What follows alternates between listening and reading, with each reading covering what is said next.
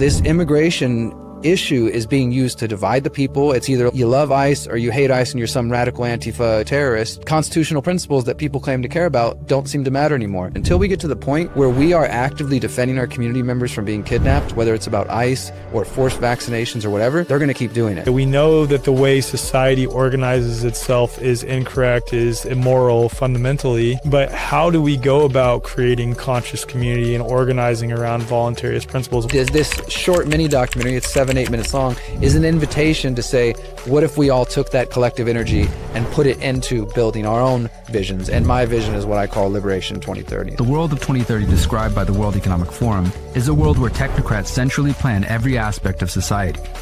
It is a world with no privacy, no personal property ownership, with mandatory digital IDs and digital currencies and social credit scores. It strikes you in your soul, the sentiments that you share behind that feels so fundamentally human. Deep down inside, we know that this is the right way to live. I'm trying to push our movement and anybody who will listen to spend more energy on what we can do for ourselves. Let's not just focus on what they're doing and how bad their vision is. Let's carve a new path.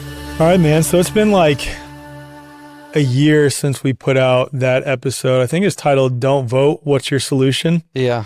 Where we talked about the entire premise of voting, the philosophy of voluntarism, and answered in 1,000 different ways the question, so what's your solution? Because that's what everyone asks when they're just coming into the voluntarist paradigm, understandably. Sure.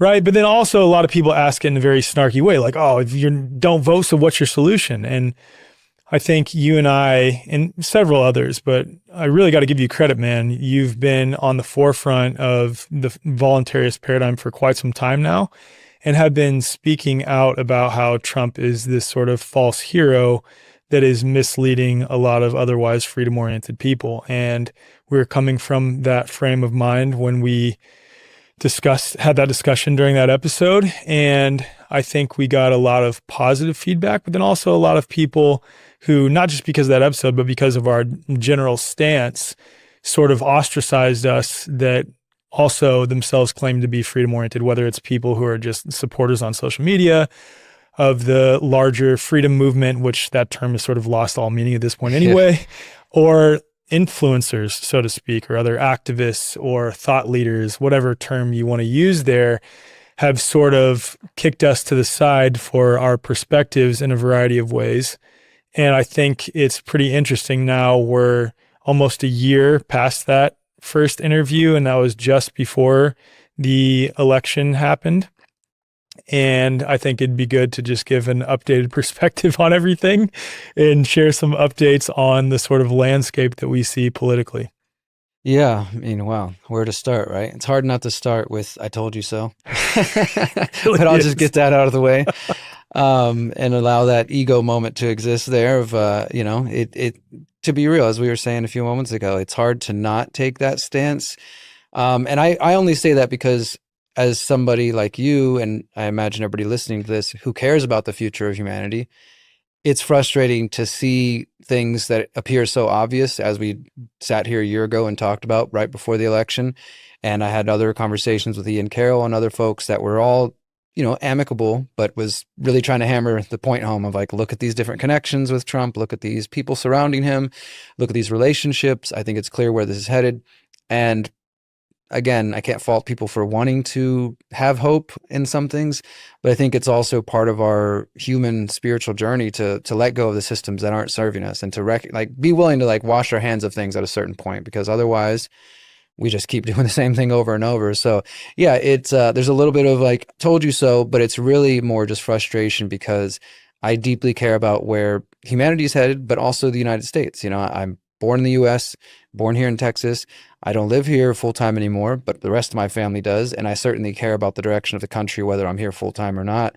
And I also understand that what might happen in the US could greatly influence the rest of the world, Absolutely. Especially all their partners. And, people follow the trends that are set in the US. And if those trends are totalitarianism, then we should expect other countries to follow suit. So yeah, it's very frustrating. Or vice versa with the way the world's going right now, Yeah, exactly. too. It could work both ways. Yep. So yeah, it's frustrating as a challenge to not spend all my time trying to, go around doing that. But as I'm sure we're going to get into, I think that probably everything that I said, and I don't want to, I always hesitate to say predicted, because I think it's not even a matter of being like, hey, I predict this is what's going to happen. It's like, you just read the tea leaves of what's in front of you, Right. and you don't have to make any predictions. I think you're just looking at obvious connections and then seeing where it's going to head. And unfortunately, here in late October 2025, it appears like the relationships Trump has with the Zionists, with the technocrats, are still very strong, if not stronger than they were prior to the election. Yep. And all of those things have come out front and center. And I think that this Maha movement has largely been betrayed. I mean, there's a few things we could point to that, maybe a deeper discussion on vaccines has been brought about just by Kennedy being there. But I think overall, the things people were hoping for haven't happened yet. And again, some people say, well, give them time. It's still 3 years or whatever. But I don't know. I still reserve my my skepticism. And yeah, for all the people who call this black-pilled or negative or doomer, I think that hopefully they're having moments of reflection. Unfortunately, it does seem like there's those who are having moments of reflection, but it does seem like there's also a big chunk of people who have dug their heels in even further. And I know we're going to get into it throughout this conversation, but you mentioned influencers. Like, I think it's probably one of the most detrimental things to the search for truth right now is the algorithmically promoted influencers out there, Yep. names like Benny Johnson and others that come about, that no matter what Trump does, they're going to promote it, just it's the best thing that's ever happened. This is a historical moment, and ignore everything else and just talk down to everybody who calls out these things. And I think that's very detrimental, because as we see and as we understand, I think we both understand that we have influence on a certain sector of people who might value our opinions. And when you have 5 million plus followers out there and you say everything Trump does is good, there's a certain crowd that's going to want to have their biases confirmed, and they're going to just champion that and cheer that. And so I think that's been very sad to see, and frustrating too, as well, as somebody like yourself who's trying to put a more balanced, nuanced message out there. There's something about our messages though, dude, and I would say there's a few others like us, where we offer a sort of third approach, because there's multiple false dilemmas happening. Obviously, the left and right dialectic is a complete false dilemma, but then there's a secondary false dilemma too, where it's statist or black-pilled anti-statist. Mm-hmm. Or like, they don't even self-profess as an anti-statist. It's more just like, oh, it's not left or right, but we're all screwed. Yeah. And that's what's commonly shared on platforms, primarily X, I would say. I think it's one of the worst for sure. It's one of the worst, right? Yeah. And like when we have a message like ours, which is, okay, we're anti-statist, we're pro-human, and we are incredibly optimistic about the future of humanity, because we know the innate power that we have as individuals, but also as a collective of individuals who are on the same page. Those messages, whether it's the algorithm or just the nature of people to latch onto something that is just very doom and gloom, that gives them an adrenaline rush, spikes their cortisol, I don't know what it is, but those are the types of messages that proliferate rather than ours. It's not that we don't get engagement, but I mean, I see it in my own post, dude. If I make a post that is very empowering, that is calling people into self-empowerment, crickets. If I make a post that is calling out the pharmaceutical industry or something like this, it tends to go a little bit more viral than the other ones do. Or if you say something about Jeffrey Epstein, Right. that'll get a lot more attention. Like, yeah, Right. there's certain topics, and when I see you out on Instagram or Twitter or elsewhere, and other people who I think are of the same kind of milieu of us, the same mindset you were describing, sometimes it feels like we're in a sea of insanity, and every now it's like, I see you over there. Totally. Keep trying to reach people, but we're having to overcome. I don't even want to think it's just human nature, because I do think there's a certain element of humans are drawn to drama. Like, people, like, what's the whole thing with like stopping and looking at a car wreck, right? Like, we want to see, we want to stop. And so traffic always builds every time there's a wreck. People can't just drive right by. They have to look and see. And I think it's that same thing where people are drawn to what's the latest scandal of Epstein or this or that thing. And okay, building a garden, yeah, I guess that might be cool, but that's not really that appealing. That's not exciting. It doesn't trigger, that cortisol like you were talking about, and dopamine and all that stuff. And then now that we're at a point where it's been monetized because of the algorithm, and even terms like rage bait, it's not just clickbait, it's like rage bait, specific things that are out there that are just to upset people, even if they're not based in truth, or they have partial truth, or even if they're wholly truth. But the only purpose the person put them out there is because they know they're going to get clicks. Totally. They know they're going to get money out of it. And I think that is, it's been going on, for a decade now. The social media has become the big landscape. But I think I've noticed a noticeable difference in the last year or two of that type of content rising to the surface. Yeah, 100% agree with you. So I want to talk about Trump just a little bit to give a sort of situation update on the landscape of things as it pertains to people who are ostensibly freedom-oriented like you and I, and whether Trump has, let's say, met the sort of aura that exists around him that I believe is a false aura as someone who is fighting for freedom, as those who are skeptics of ours or opponents of ours have consistently said that we're wrong and misled, whether it's that he has this secret military operation that he is in charge of, the whole sort of QAnon thing, or it's just that he's someone who is an outsider that came into the system and is uprooting some of the corruption within the system. Those are the sentiments that are generally applied to him, which is why a lot of people decided to vote for him in 2024. And of course, you and I, no need to beat a dead horse, were very opposed to that, seeing the writing on the wall very clearly. So what are some of the things that stand out in terms of what he has or has not done since being elected that were some of his promises, or just some of the things that have happened that are overtly tyrannical? Like, one of the things that stands out to me is what's happening in Venezuela right now and off the coast of Venezuela. Yeah. That's a huge one. Well, we'll get to that. I mean, even before that, day 2, announcing the Stargate program with the heads of Oracle, the heads of OpenAI, and other big tech companies. And for those who didn't catch that announcement, I mean, it's called the Stargate Project. They said they're going to work on mRNA injections using AI to solve cancer.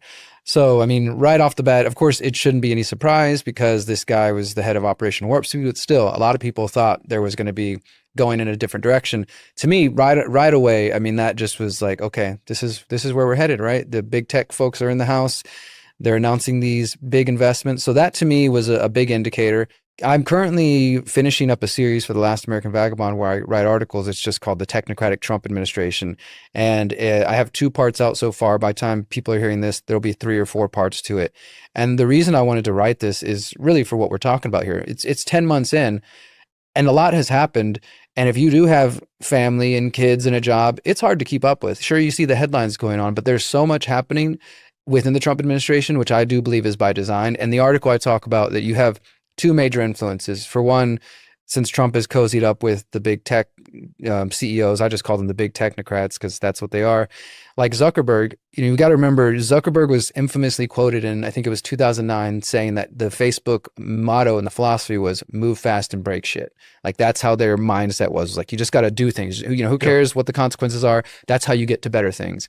So now that they're cozied up with Trump, I think that mentality is starting to pervade the Trump White House. But then you also have people like Steve Bannon, who was very influential in the first Trump administration. He's not so much there, at least as far as we know publicly, in this new one.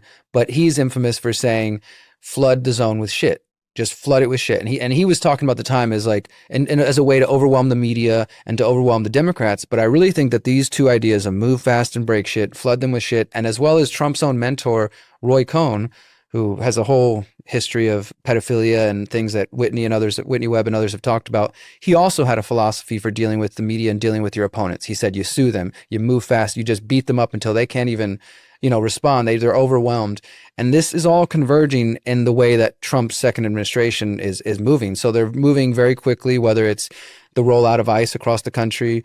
And I know that even within our, like you said, the term freedom community is kind of diluted now, but I'll use it for sake of having a term there. Even in the broader freedom community, that seems to have divided people, where some people are okay with military on the streets. They don't care about posse comitatus. All these alleged constitutional principles that people claim to care about don't seem to matter anymore.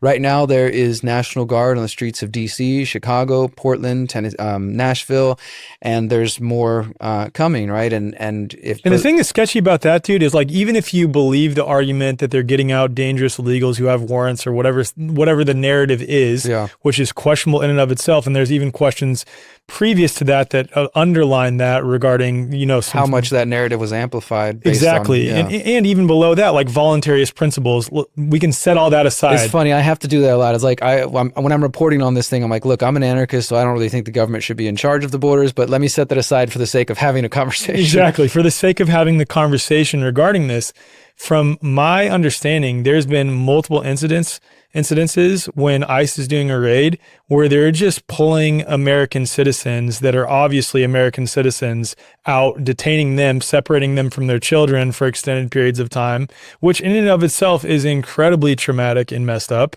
And there's like dozens and dozens, if not hundreds of reports of this happening with ICE. Yeah, I was reporting this week, there's a ProPublica, which is nonprofit journalistic outlet. I wouldn't say everything they've ever done would be things we would agree with, but they do on occasion do good work. And according to their recent reporting, they found 170 Americans who've been, just in the last couple months, who have been mistakenly arrested by ICE, typically let go within 48 to 72 hours. But as you said, that's still a pretty traumatic experience, especially if your kids are involved. Dude, if I was separated from my kids for 48 to 72 hours by the government, like that's absolutely insane. And with everything going on, I mean, let's just be real. Like, they're shipping people to random countries. You wouldn't be mistaken for thinking, am I going to go home? Right. Am I going to go back to the place I live? Right. And so there's things like that happening. And it's hard for me because, again, I understand that there are people who have concerns about the border, and they looked at Biden's administration and they're like, they're just letting all the illegals flood in. Again, I think a lot of that information was right-wing misinformation. This claim of 30 million, 40 million, none of that has ever been proven anywhere, not even 20 million. I would say maybe a couple million, but even that is questionable. There's some government reports that have said 2 to 3 million. That's the best I've been able to see. But I see claims thrown around 20 million, 30 million, 40 million. So in my mind, that kind of creates a unique problem where even if Trump was to ramp it up full scale further than what he's done, at best, they say they've deported, I think, 5,000 to 10,000 people. So they're nowhere near even 1 million. So there's no way to satisfy these people who've been convinced that there's 20 or 30 million illegals in the country. So the only thing that they will support is a full-on militarization police state, which is what I've been warning for years, that the immigration issue was going to be used. And it plays into what you're talking about in Venezuela that I want to touch on a moment, because it's also plays into digital ID, by the way, too. Exactly. Well, it's all of it. It's to me, it's the perfect issue. We've gotten past, for the moment, the biosecurity state, COVID and everything, the failed war on drugs. We thought that was done. The war on terror. Well, now they're kind of merging it together with the war on narco-terrorism. And so now it's not so much about the Middle Eastern Muslim terrorist. It's about gang leaders, cartel members, drug dealers. Though, if you get that label put on you, or Antifa or something like that, then, you can be black bagged essentially. You can be taken away, you can be shipped to a different country. And right now, much like we saw post 9/11, there's a lot of Americans who don't have any sympathy. I mean, just this last week on social media, I had some lady tell me that, and it just feels like, wow, 20 years, we're still in the same place. She said, if you're an American and you're innocent, then just don't ask questions, just go along with it and you'll be released free. I mean, don't do this know your rights crap. This is literally what I was told, is like, if you just comply, everything will be okay. And I just like, wow, that programming. This is a person who thinks she's awake, by the way. She's, thinks Trump is the hero and this and that. And okay, some Americans were, rounded up. It's a mistake. It's bound to happen. They just need to comply. Stop resisting and talking about your rights. That is scary to me. I guarantee that same individual, or the individuals who share those same sentiments, a lot of them were the ones who are like, do not comply when it comes to COVID measures. That's the hypocritical thing. And the other sad thing about this particular woman that I'm thinking about, she claimed that she had an experience where her husband, who I think she said was Muslim, post 9/11 was rounded up. And he was later released, and she's like, see, he got out eventually. No big deal. Dude. And so it's like, I don't see how you can have such a personal experience with the police state in that way and then not make the connection to what we're experiencing now. But there's a lot of hypocrisy to go around. So there's stuff like that. And the reason I mentioned that, as controversial as it might be for some people, I really think that is part of the foot in the door, like you said, for digital ID. So just this last week, the DHS, they just made it mandatory. It's going to be fully implemented by December 26th this year. That, just like the EU just started with biometric entry and exit, Trump's been talking about that for years. It's now starting, not for Americans yet, but before it was just for foreigners in certain international terminals, certain airports. They've been testing it out like they tend to do. December 26, 2025, biometric entry, exit, face printing, fingerprinting, mandatory for all foreigners coming in and out of the U.S. So that's already, and of course they say this is to prevent fraud. It's to find, people with fraudulent documents, all this sort of stuff. So the immigration thing is being used as part of that. It won't be very long, I think, in Trump's term. I would, again, don't like to make predictions, but I would be very confident saying the next 3 years, I wouldn't be surprised if some form of digital ID is brought about. And the reason we're told is to make voting, to fix the elections, to make sure that illegals aren't voting, all that sort of stuff. This immigration issue is being used to divide the people. It's either like you love ICE or you hate ICE and you're some radical Antifa, terrorist.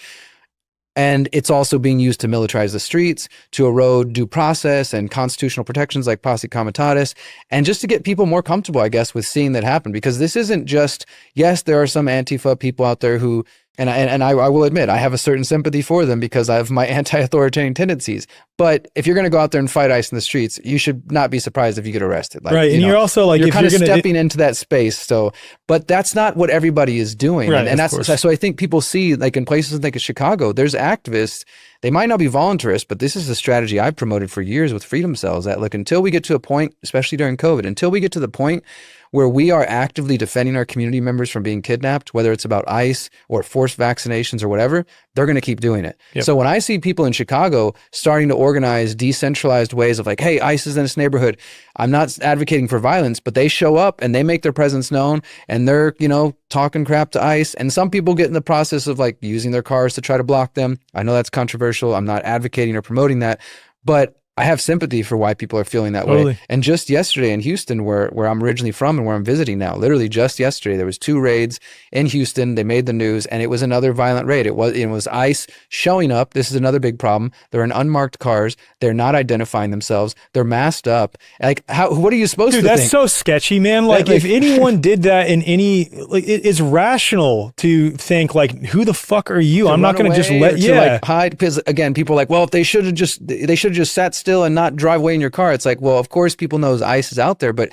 we've also seen stories even in the mainstream of people, criminals, not government criminals, just street criminals impersonating ICE. That's my point, because they right? know they can do that now. They know they can show them that, hey, I'm with ICE, immigration, and then scare people, steal all their stuff, and then run away. Exactly my point. So nobody knows what's going on. And so I just don't understand how people aren't, again, you can still be, what I've been telling people is like, look, you can be the most pro-border person and think that they're illegal, violent criminals do need to be deported. That was what Trump said in the beginning. And it's clearly going beyond that. It's not just the 100%. Violent people. They're going after people who've lived here for 35 years, have families, contributing, paying all their tax, doing all the stuff you're told. I'm not going to name names, but I know a few different people who own farms across the country who've had people working on their farms that were totally cool, rational people that have been deported by ICE. And that's what I'm saying. And so there's the crowd, there's the hardline crowd, I think, that's like, well, are they illegal? Who cares? Get them out of here. I don't care if they've been here for their whole lives and they never committed a crime and they've been volunteering and doing all these great things.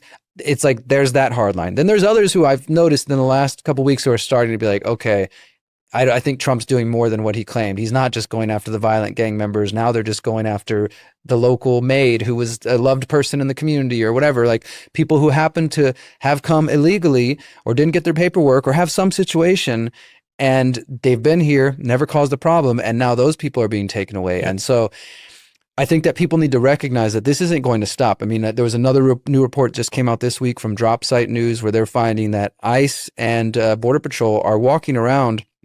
It was inevitable this was going to happen. They're using facial recognition as they walk the streets to scan people's faces and then compare that to database of, are you legal? Are you here legal? And people are like, oh, great. They're using technology. It's a wonderful evolution of law enforcement, technology. But it's all of these things are part of this technocratic state that I've been warning about for years. And when you have this rollout of facial recognition that can see you everywhere you go, you combine that with the digital IDs that will tell you whether you're legal or not. There's not going to be very many free places to walk around. And for all the people who are cheering about this because they think it's keeping them safe from illegals or whatever, you need to really rethink that, because I think I know we're being played again. And it's, again, the drug war, this narco-terrorist stuff is the new post 9/11 Muslims, or it's the new COVID denier. It's just the next stage and kind of pushing people in this direction. So that's been a big thing of Trump's, campaign that he's been going on since he's come in office. Another one you mentioned is the Venezuela thing. By the time this episode comes out, I wouldn't be surprised if the U.S. has attacked Venezuela. Yeah, I wouldn't be surprised either. It is imminent. Like right now, there are, I think it's 3,500 Marines there as of the other day, dozens of jets. You got Black Hawks, you got nuclear powered subs. I mean, they're building their arsenal and putting it in Puerto Rico, putting it near the coast. Yeah. They're clearly preparing for things, and they've been bombing these random boats in the Caribbean that they claim are drug dealers without providing any evidence. Not even to the people. They claim they have some classified opinion that they shared with Congress, but Nobody's seen it. Nobody knows what. It's just like Bush and 9/11 all over Dude, it's again. wild seeing Pete Hegseth share that on Twitter.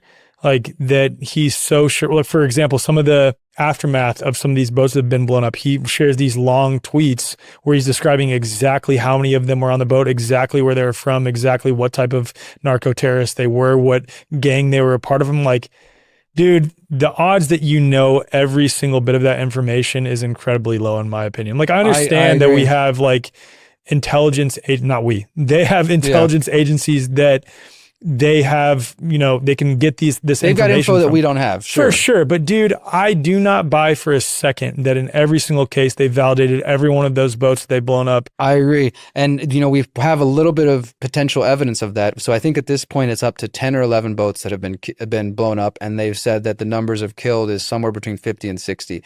This will probably be outdated by the time people hear this because it's happening more and more frequently. Yeah. But there was one just this last week where 2 people actually survived. And that was it's the first time that they said, okay, 2 of the alleged drug dealers survived. One of them was from Ecuador. Another was from, I think, Colombia.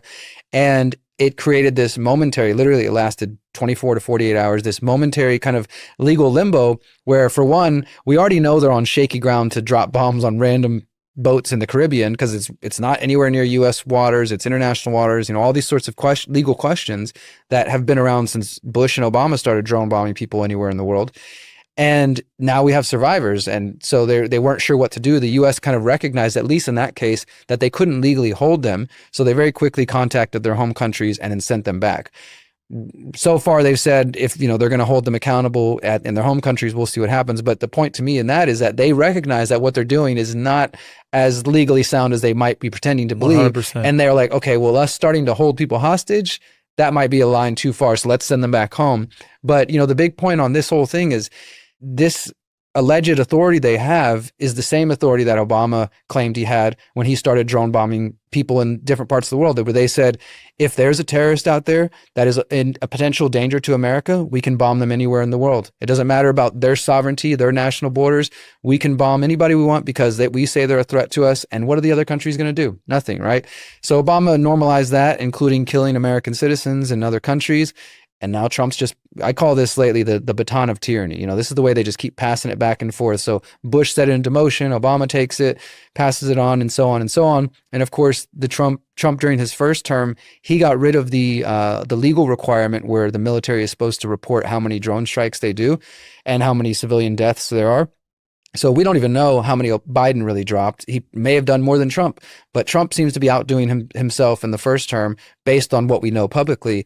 And so they're taking that same apparent legal justification to say, well, now it's the drug dealers bringing in fentanyl allegedly from Venezuela, even though there's not really the DEA's own report from March this year under the Trump administration said that Venezuela is not a major producer of drugs, cocaine or fentanyl, all the claims they're making. What is the reason then? Like, why do you think they want Venezuela so bad? Is it oil? Oil is definitely a big part of it, but also, they're trying to get a foothold in, there's definitely some geopolitical things. They're definitely the U.S. is trying to maintain a foothold in South America. Right now, The only president or leader that is friendly to Trump or the U.S. in general is, what's his name? Javier Milei in Argentina, who's his own which thing. is also a whole separate thing. Yeah, exactly. Of sending Kind of psyop how much money has been sent or is being sent to Argentina? The U.S. is bailing them out now after they just got another IMF billions. I can't remember what the exact. So yeah, so right now that's part of that where the U.S. is looking at the situation where we need another friendly leader in there. And you might remember back in 2018, 2019, they tried to help out with a coup. There was this leader named Juan Guaido that claimed he's the new leader, and the U.S. recognized him and all these other countries started recognizing him, but nobody accepted him at home. None of the military generals really backed him, and it just was a big flop. So for months, though, they were cheering on this is going to be the guy that saves Venezuela, and it failed. Well, here we are now, 2025, and there's a new resistance leader. It's a woman. I can't recall her name, but she literally just won the Nobel Prize about a week ago, Peace Prize. So it's already the things are being set into place that this is the woman. She's resistance in Venezuela. And I believe she's going to be who they prop up if they do decide to go through with this regime change. And because that's what it's really about. It's about regime change. This is not about trying to stop drugs flow and getting to Americans and helping us out. This is about trying to install a puppet into a big country in South America so they can have another foothold. And I think there's probably also, they want to just maintain that U.S. hegemony and influence down there. And the crazy thing to see is that just in the last week, President Maduro in Venezuela, which again, to anybody hearing this, especially any Venezuelans, this is not a defense of this guy. Like I support the people of Venezuela, not any of the presidential tyrants around the world. This guy, I'm sure, has his own corruption and own things going on, but I can guarantee you it's not good for Venezuelans if the U.S. goes and gets involved over there. But just this last week, the president is saying, and he doesn't speak much English, but he's speaking in English and saying, no war, no war. We only want peace. We only want peace. No more crazy war. No, like he's kind of at this point seeing that he's potentially the next Saddam, the next Gaddafi. And he's like, look, we don't want war. A couple weeks ago, he was kind of being a little more bold and saying the Venezuelan people are ready to stand up if this happens and this. But now I think he realizes like they're getting all their boats lined up. It's becoming more and more imminent. And Marco Rubio, the neocons from the Bush era, are in Trump's administration. So it's like, it's not like Trump is any different. This is another point to me of like why people should be skeptical of him. The same political players and philosophies for all Trump's sort of chaotic moves and he's a wild card or whatever, he's still bringing the same kind of agenda about the same people. So that's another big one for me is Venezuela, ICE, the cozying up with the big technocrats. Another couple that I'll mention briefly that I've touched on in my new series is so Larry Ellison is the head of Oracle. He is right there with Trump when they're announcing the Stargate project. On day two. Larry Ellison's son, David Ellison, he owns Skydance Pictures, which just recently merged with Paramount, and now it's Paramount Skydance Corporation. So they own MTV, Comedy Central, CBS affiliate stations around the country, CBS News, a lot of big publications. Both of them are very outspoken, adamant Zionists and, friends of Israel. And so you're starting to see all these different technocrats that are allied with Trump they're going after the media, consolidating the media. Ellison is apparently part of the deal to make TikTok owned by the US, and he's going to be a part of that. So all these people who are favorable to Israel and who are technocrats in their own right, Oracle, their first customer was CIA from the very beginning. You can go back and find a 2002 New York Times piece that Ellison wrote post 9/11, where he was already calling for digital IDs back then, saying we need a digital database to track people. Unreal, man. 20 years later, this guy's in the White House with Trump. Yeah. And, I could go on that these relationships, there's also attacks on the media that I think, again, kind of like the ICE thing, the freedom movement isn't quite taking the nuance that I think is necessary to understand what's happening. Just one brief example, Pete Hegseth announced in the last couple of weeks new rules for the Pentagon press corps. And it was essentially a loyalty pledge. It said, you got to sign this and agree to all this. And the big part that people had a problem with was that it said that the journalists who work in the Pentagon can't release information, even if it's unclassified, unless it's been approved by the Pentagon. And that's not journalism. Bro, that's insane. That's not journalism. That is insane. That is literally like... In some ways, I appreciate it because it's like state-sponsored media is now overt rather than covert. And what I mean by that, I don't appreciate it. But what my point is previous to that, we'd be lying if the CIA through Operation Mockingbird and these other projects that they have wasn't infiltrating all sides of the media. But now it's like overt. Just as the Department of Defense has now changed to the Department of War. It's like at least it's out in the open. At least it's out in the open. Exactly. Yeah, well, and so because of the point you're making, this is where I think some people are kind of getting a little bit, maybe just let me offer a different perspective. Because what I see happening is people are like, oh yeah, good. Screw the mainstream media. They lied about 9/11. They lied about COVID. Project. I'm not condoning it. No, this is what I'm seeing out online, and especially from the MAGA crowd. Or they're like, yeah, Trump and them. They're sticking it to the mainstream media. People celebrating. There was pictures of the mainstream press walking out with all their stuff in boxes in hand, and so people are like, yes, get them out of there. But what people need to understand is that every major story we know about, including what you mentioned with Operation Mockingbird, which was the infiltration of intelligence agencies and American media, where did those revelations come from? Corporate media. Yes. Where did we learn from MK Ultra about? From corporate media. These were leaks, these were congressional reports, but still, these came about from the mainstream media. And the reason I say that, look, we could argue, well, it was a purposeful leak, it was limited hangout. Sure. But at the end of the day, I think there's just this very narrow and black and white view that I tend to take personal as a journalist, as somebody who takes that title very seriously, even as an independent journalist, that people think all mainstream lies, all alternative good. But that's not how it works. I mean, like there's literally hundreds, if not thousands of employees at the New York Times or at the Washington Post or at your local news station. And not all of them are CIA agents. Some of them are doing good work that you've never heard of. They're not influencers trying to be big people on social media. They're just out there doing actual, it might not be consequential, huge, front page stories, but those people are doing good work. And so I see people kind of painting with this broad brush of good. If anything bad that happens to the mainstream media is good for the people. But what I'm seeing is like, look, the fact that 60 outlets chose to walk out, nearly every single one, the only one who didn't walk out was One American News, because they're pretty much already beholden to Trump. Of course. So they all walk out, including Fox, Daily Caller, Washington Times, conservative news. They didn't sign it either. They were like, we're not going to. Pete Hegseth used to work for Fox News, and his own outlet was like, we're not signing this. So you can't argue, oh, that's just left-wing media and they don't want to, because they're liars. They all said, no thanks. We'll report on the Pentagon from outside if that's what it takes. Then within a couple of days, Hegseth and the Pentagon announced, we've got 60 new journalists who've agreed to sign the pledge. And it was like a couple of random bloggers from foreign countries, and then all the typical right-wing influencers. See, dude, this is my expect. problem. And this is where it could be incredibly dangerous to think along the lines that you're indicating, like, because I completely agree with you. It's like, if you take the mentality that mainstream media, all liars automatically, alternative media, all good automatically, that itself is incredibly dangerous, especially when the purveyors of this technocratic paradigm, this centralization of power, the tyranny that we're seeing looming right now, are aware that so many people have become skeptical of the mainstream media. Do you think that they're just going to sit back and allow the quote unquote alternative media to run rampant and say and spread the truth? They're trying to steer it. They're trying to direct it. I mean, exactly. This is exactly what it's about. I mean, just 2 weeks ago, maybe a month ago, WikiLeaks came out with a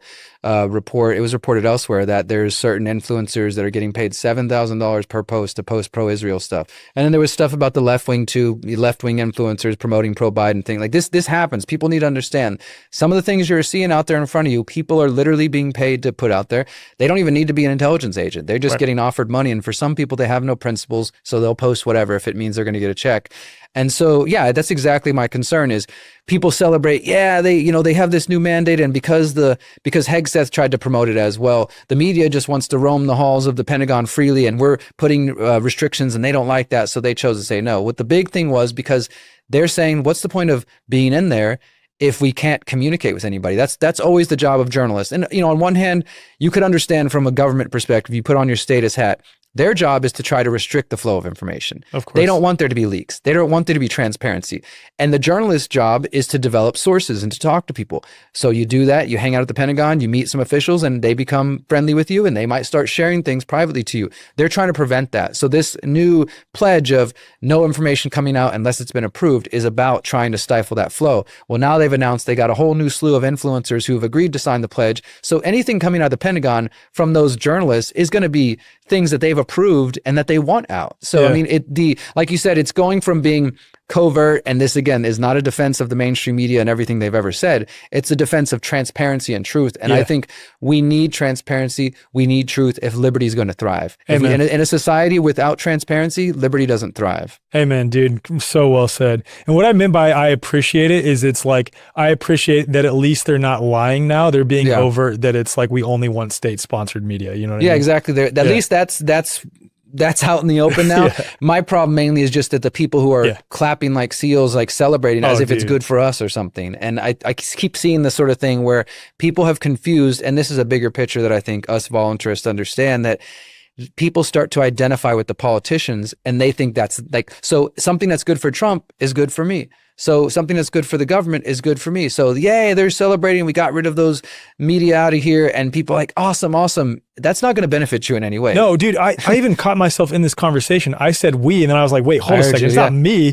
I'm not the one doing this. It's a tricky thing. Whenever I see that, when people are like in the comments saying that, I'm like, can you tell me who is this we? We're discussing. Exactly. Like I am not a part of the state. Yeah, I didn't bomb anybody. I didn't authorize like bombs to go off in Venezuela and things like this. Like it's crazy how much that self-identity sort of creeps in. And it's like, I do identify with the American people, but so many people that are of the American people automatically self-identify with the state itself. Yeah, I think we talked about this a little bit last year with Trump, but in a broader scope, like just politicians in general, where you criticize RFK or somebody for a policy they have or an idea they said or something they said, and people clearly take it personal. Yep. Like they're not just able to kind of separate that and say, okay, I hear what you're saying about this individual that I happen to like, and here's why I disagree with you. They feel personally attacked by it. And I think that is absolutely part of the programming. And it's not that there's not groups that we can choose to be a part of. Like you said, like you feel like you're a part of the American people. I just said us voluntarists because I feel like that's something I'm okay with. Freedom cells. Exactly. But when you find yourself saying, well, we had to go do this, and you're talking about the government, you're talking about the military, that's not you. Like, don't personalize that, because you didn't bomb anybody. You didn't kill anybody. You didn't extort people. You didn't do those things, you know, and it's important to pull that out of your mind, as silly or simple as it might seem, because that is part of the programming for sure. It is. It's absolutely part of the programming. Speaking of influencers, real quick, I thought this was really funny to reflect on. Remember, like, within the first, I don't know, week or 2 weeks, that a bunch of conservative influencers were flown out to the White House and given these Epstein binders. And then now the same people who are giving those people Epstein binders are coming out and saying that the whole Epstein thing was a technocracy. Isn't it wild, man? I mean, it's just... It's so funny. It's hilarious. I went to D.C., might have been early September, when there was a big press conference where they had some of the new victims coming out, and Thomas Massie was there, and Marjorie Taylor Greene, and some of these politicians. And I went there because I've been reporting on Epstein since 2016. I put out a documentary on Jeffrey Epstein, October 2018. I went to his house and filmed outside before he was ever arrested and became a household name. So again, for me, it's like I've been following the story for a long time. And even just to be at the point where there's a press conference with all the mainstream media, independent media, Ian was there. There was so many, it was a circus, and the Capitol building's right there. Even that was just like, wow, okay, this is still being covered up, but this has come a long way. Like, they can't ignore it to this point. But that's what happens, is when things, you're crazy, that's not true. And then, okay, maybe it's true, but it's, you know, not what you're saying. And then it's like, let's control it. Let's steer it. We can't control it anymore. Now we need to steer it. Like you were saying, there's a rise of independent alternative media. You can go back to the 2018 purge, the first wave that deleted so many outlets. Myself, Free Thought Project, all these old school outlets. Carrie Wedler, I think, was deleted at that time. Carrie was part of that, yeah, and anti-media, all these different outlets. That was the first wave, and we were able to tie that to the Atlantic Council. It's only gotten worse since then, but since then, podcasts have gotten even bigger. Influence are even bigger. I believe that was one of the first attacks on the independent media, and then there's been more since then, obviously during COVID, so that they could prop up a new crop of approved people that appear organic and appear independent, but are clearly promoting an establishment message, whether it's left or right. But nevertheless, and that's a big part of like the Epstein thing, like you said, bringing in these influencers who are all pro-Zionists, by the way, to come get the binders and make a big deal out of it. And then in the end, we start people like myself start looking at the files. I'm like, this is stuff we've had for 5 years. Like, none of this is new. There's stuff that's redacted that we already have that is redacted for no reason. And then by now, of course, Kash Patel is like, no, there's no proof Epstein he killed himself. There's no evidence of otherwise. He didn't traffic to anybody. There's no evidence of that. Like, just completely flipping the script. And I don't get surprised by these things too often, but I am just really like, wow, like, it's that blatant. Like, they're just literally going to tell people something that we might not know the full details, but people's instincts tell them something isn't adding up here. And they're just trying to sell you bullshit and expecting you to accept it. I just think it's hilarious because they're trying to create the illusion that they're pro-transparency, pro-freedom, pro-justice within the first few weeks of the Trump administration being in office. And I actually said at that time, I was like, look, I think that the Trump administration is going to reveal some very low-hanging fruit, surface-level stuff that is going to get a lot of people to applaud them, be like, oh, they are pro-transparency. What's wild, though, is overwhelmingly, they haven't even done that. Yeah. Like, they've not even done that. Yes, there's been more talks surrounding vaccines and things like this. Don't get me wrong, but I don't attribute that to the Trump administration. There's a lot of independent people like Toby Rogers and others who've done a good job at exposing this and have happened to be given a platform that is a little bit larger now by way of RFK being put into the position that he's in. And again, I think that if there's any positive benefit, or I guess one of the primary positive benefits of RFK being put in that position, because I haven't seen any real world change associated with it, by the way, is that a lot of these conversations are now happening on a larger scale. Yeah. And at the same time, many of them still tend to be a little bit surface level for my liking, if I'm being totally honest. Well, and I think one of the points you said there is so important is that, again, people give the Trumps of the world or the Kash Patels or even the RFK the credit for this. But I've been saying to people beginning, like, sure, RFK, he did his thing. He's been a lawyer. He's done, I'm not saying this guy's never done anything, even though I disagree with him greatly in some areas. But I give more credit to the grassroots activists, to the moms, in terms of the vaccine issue, the moms and people who've been speaking up about these things. It got to a groundswell that, again, the establishment, the predator class, could no longer ignore it. So they're attempting to co-opt it. So I don't give Trump credit for that, the growth you're talking about. Like you said, it's other people who've been pushing in the trenches for years and being ignored, being called crazy, being censored, all the things we know about, that it got to this point where now the mainstream kind of has to sort of co-opt it. And of course, there's still the mainstream that acts like, oh yeah, these anti-vaxxers, but there's also now a lot more conversation. My view is that they're just trying to control it as much as possible. And I was saying the same thing what you were just saying a moment ago before the election, that my view was that Trump would come in, he would give people a couple of scraps from the table, some sort of non-consequential political moves that don't cost him much, including freeing Ross Ulbricht, which I'm grateful for, but I definitely think it was a bargain with the devil that the libertarians made. And I love Ross's family. I was there. I got to see Ross's mom after he was released just a few months ago, and I'm grateful for that. But I don't think it was a good move for the libertarians to believe when he said, I'm going to put a libertarian in cabinet in place. And now here we are. I mean, my argument was like, okay, so we get Ross free, and of course we're going to celebrate that, and that's great. But then who's going to apologize for everything else that Trump brings in that libertarians played a role in allowing to happen? Because I think the elections are rigged, but for whatever the mainstream voting thing is worth, that coalition he built couldn't have happened without the libertarians. There's a massive libertarian without support. Maha, without Absolutely. the crypto crowd. Like, they needed, at least in the appearance of, for voting purposes, to show that there was a broad base of people. He couldn't have done it without that. And so I definitely think that was the case, is that whether it's RFK or Trump, that they're going to throw a few scraps to the table. Okay, we'll talk about vaccines. We'll say these things. But for the most part, technocracy marches forward. War marches forward. Zionism marches forward. And, another point on the Trump thing before we move on to that, Maha, obviously a big part of the coalition. This is the reason people like Ian told me they voted for Trump, because he's like, well, I hear what you're saying. I don't like this and that about Trump, but I'm a Kennedy guy. And so since he's with him, I'm supporting him in hopes that we can do this thing. One of the first things that they came in and did, the first week, Trump's administration, his EPA, he appointed this guy named Lee Zeldin, who's working with Kennedy. And they chose to extend the Biden administration appeal of the fluoride lawsuit that I was one of the only journalists reporting on, the fluoride lawsuit that revealed there was a massive cover up at the CDC to try to prevent these studies coming out showing that there's lower IQ in children who've been exposed to fluoride toxicity.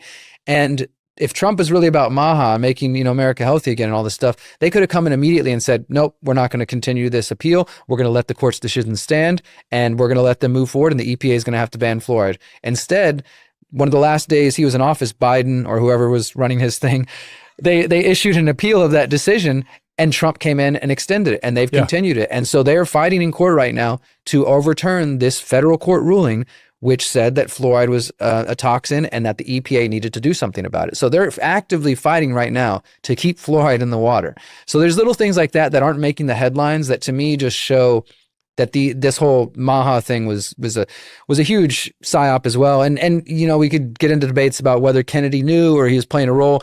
But I will say, when you see Trump and Kennedy and other officials, Dr. Oz standing with the head of Pfizer now and promising them billions of dollars, and you just praising Albert Bourla, how great it was and how great Warp Speed, and you see Kennedy just kind of stand. I mean, this guy looks like something happened. I mean, his soul doesn't look happy. I'll just say that. 100%. And that's the face of a man, I think, who was compromised, whether it was from the beginning or, he got in there and they had a talk with him and they're like, look, you're going to do what we want. We'll let you make a couple of moves, but this is what's happening. Totally. And then, of course, you got this guy named Jim O'Neill, who's an acolyte of Peter Thiel, right there in the HHS with him. So again, these people, these swamp creatures, as Trump loved to call them, are still there. He's working with them directly. And so to me, in my view, no matter which way you cut it, the growth of ICE and the militarization, the expansion of this drug war, narco, new war on terror propaganda, the failed Maha stuff, the growth of technocracy and Zionism, the lies about peace plans and all this kind of stuff. I mean, there's just no good reason, I think, to feel like something was accomplished, that the freedom movement won in this, which is what I think a lot of people believed it was, that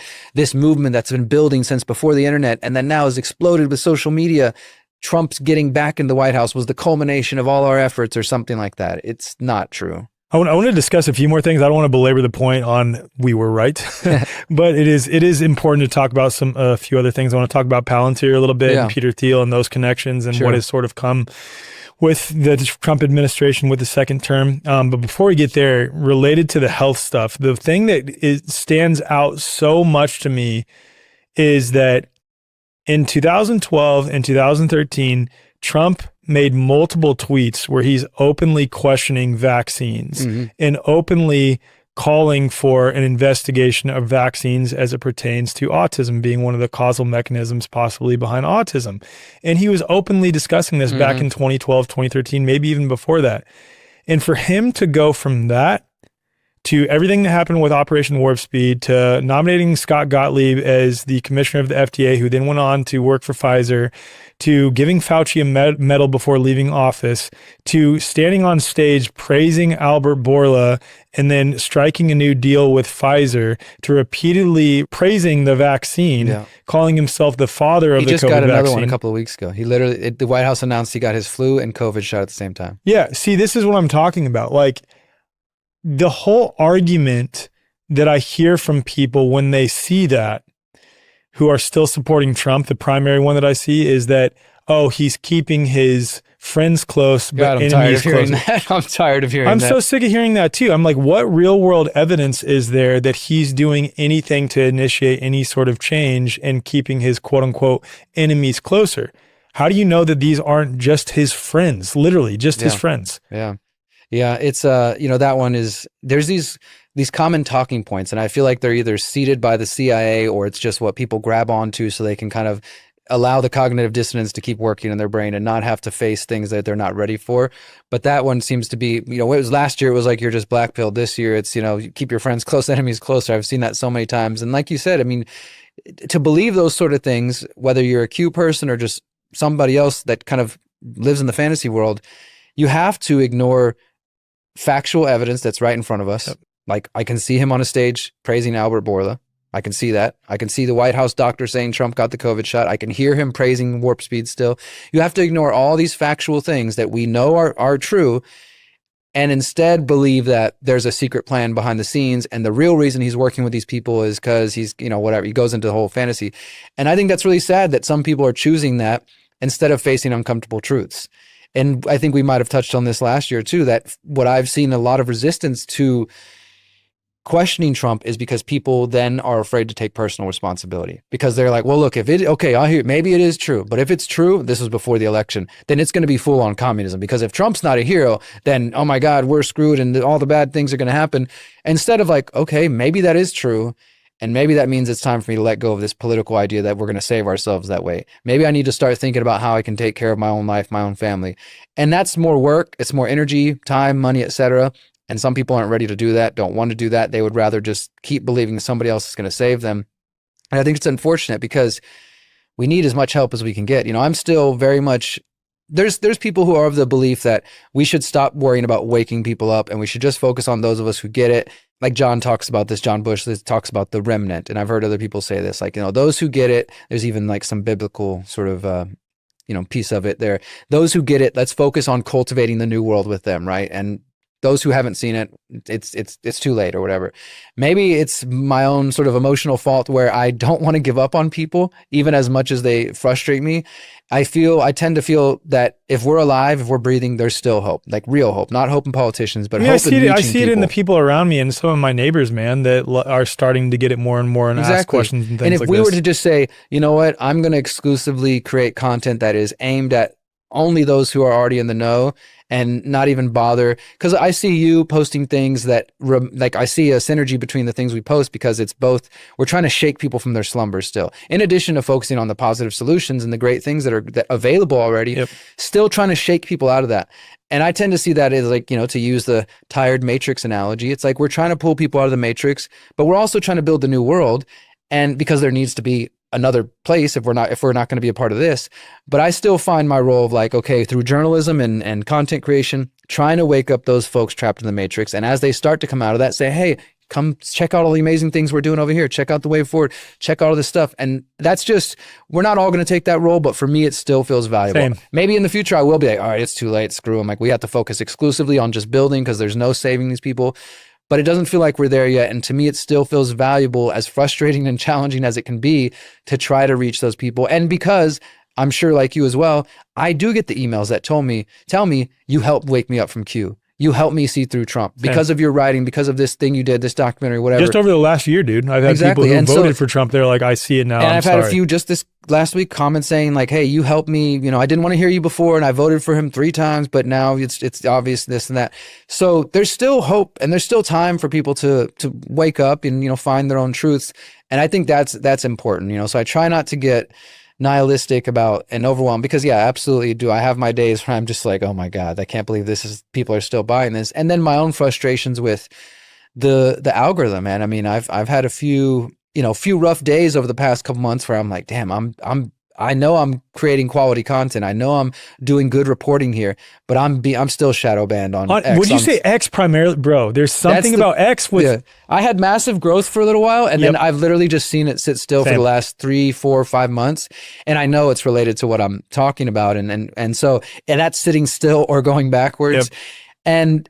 You know, the funny thing about being on this digital world that we live in, this is one of the reasons why I love doing in-person events and going around and doing tours, is because when you're sitting at home behind a computer, behind a phone, or just recording, sometimes it can feel alone. You forget that there are people listening. Sure, you get the comments every now and then, but I definitely don't trust their numbers. I've never trusted their numbers.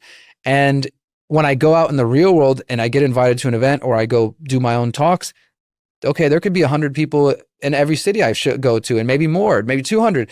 And I'm like, I don't think what they're showing me when I'm sitting at home and starting to feel isolated and alone is accurate. Right. I think the numbers have to be much bigger.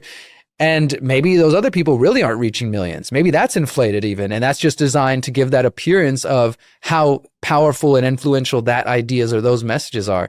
So it's hard. This is the 5th generation warfare. Social media is the battlefield. That's the way the military sees it now. Social media is the battlefield. The internet's the battlefield. And we're on it whether we realize it or not. So it's hard to not get in your head about that and to feel down about it. I totally feel you on that, man. And maybe the audience won't resonate with this as much, but that's okay. Like for me, I resonate with that so much, especially when it comes to X, because like I feel like you, my whole message is different in that it's actually empowering people to understand their own power, both physically and metaphysically. Yeah. Especially we could get into the whole like water permeates all facets of reality. Veda Austin's work indicates that our thoughts, feelings, and beliefs impress upon water and actually change the physical orientation of water. That's a whole separate category. But the point is talking about things that are inherently empowering to people that they can change on a day-to-day basis in their own lives seem to get no traction on X.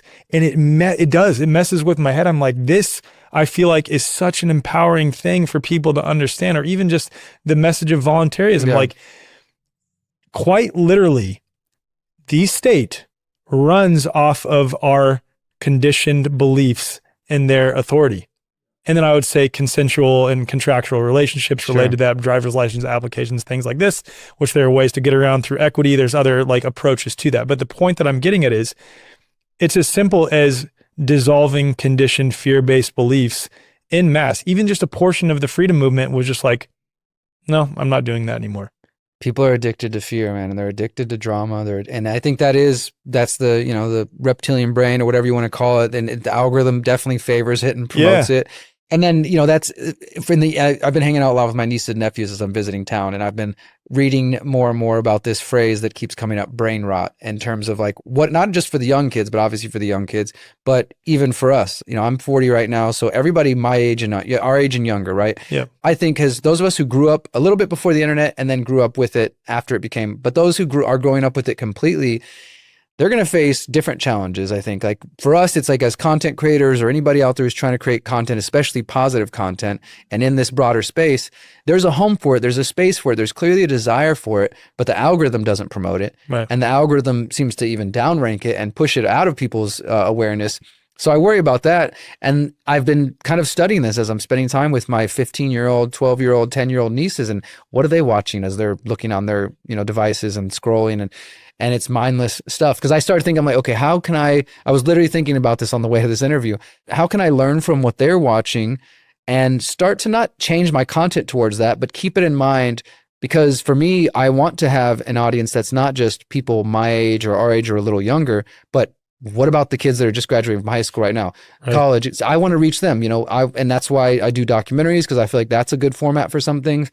But I've been spending a lot of time really trying to understand this, like how can we beat the algorithm when we're in their playground? We're totally choosing to be in their playgrounds, and we understand you have the Way Forward, Freedom Cell Network. We've got these other alternative platforms that serve a purpose and are great in all these ways, but we know that's not where the masses are. No, the masses are still on YouTube. They're still on Apple. They're still on all these other places. So we have to kind of venture into that territory a little bit in the hopes of reaching them. But every time we do, we're, at the whims of their changing algorithms, or their propaganda, their censorship, whatever. And so it can become its own psycho-spiritual battle in itself of just trying to okay, I'm going to step into this space, try not to get sucked into an argument or a debate, but also bring that light that I think is necessary and reach those people that hopefully will see it.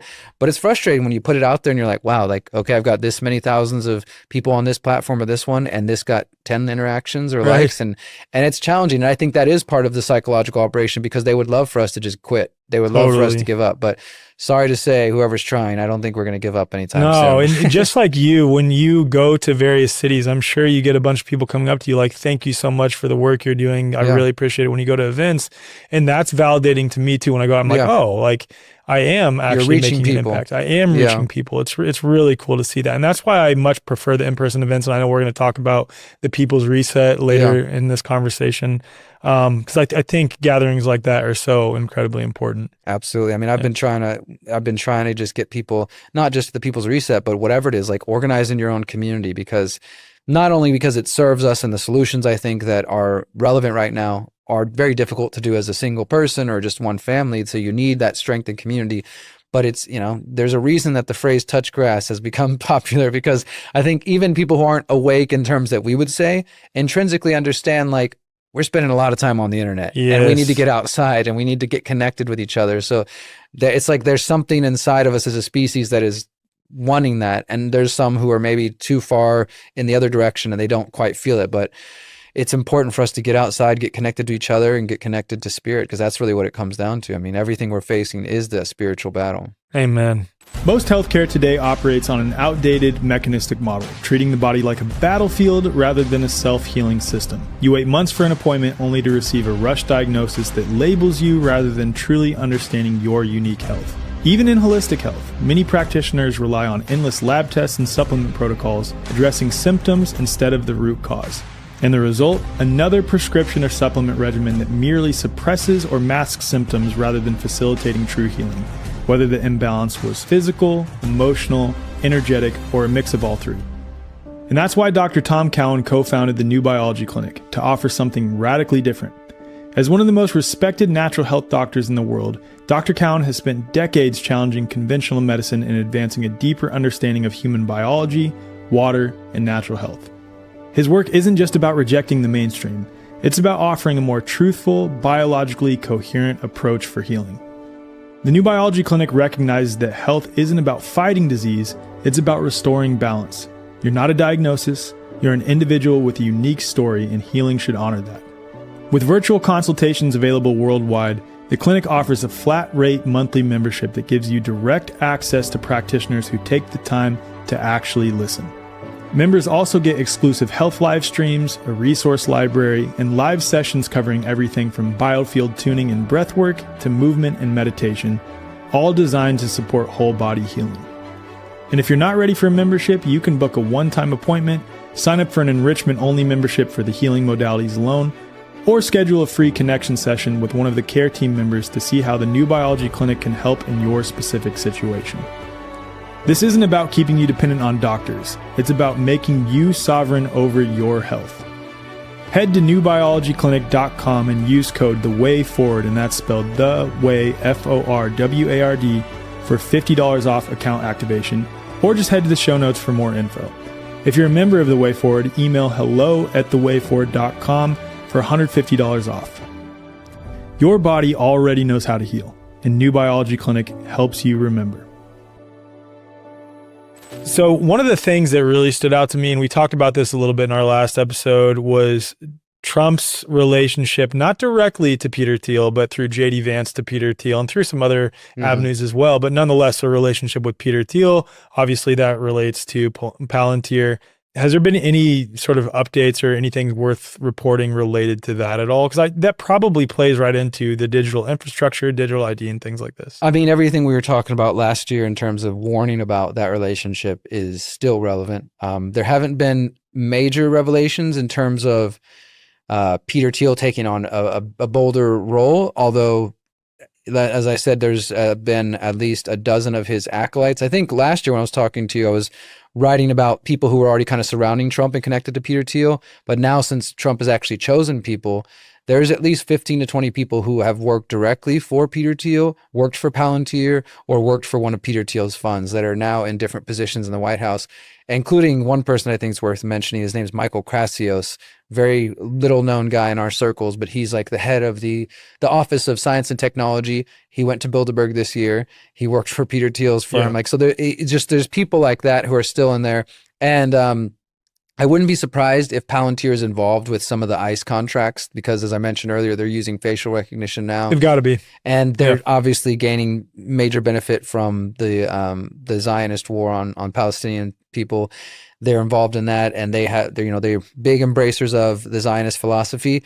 The other development I think which is concerning, people might have heard of, is that Peter Thiel is becoming very famous for speaking about the Antichrist, and he's becoming more and more, at least claiming to be more and more religious. And to me, this is part of the psyop as well, is like this, all these people converting to Catholicism or claiming that they found Jesus now. Like I'm very skeptical of any of that stuff. With respect to people's religion, I don't think what we're witnessing in that terms is organic. There's people who have concerns about Christian nationalism or whatever, but Peter Thiel himself specifically says that he is a Christian.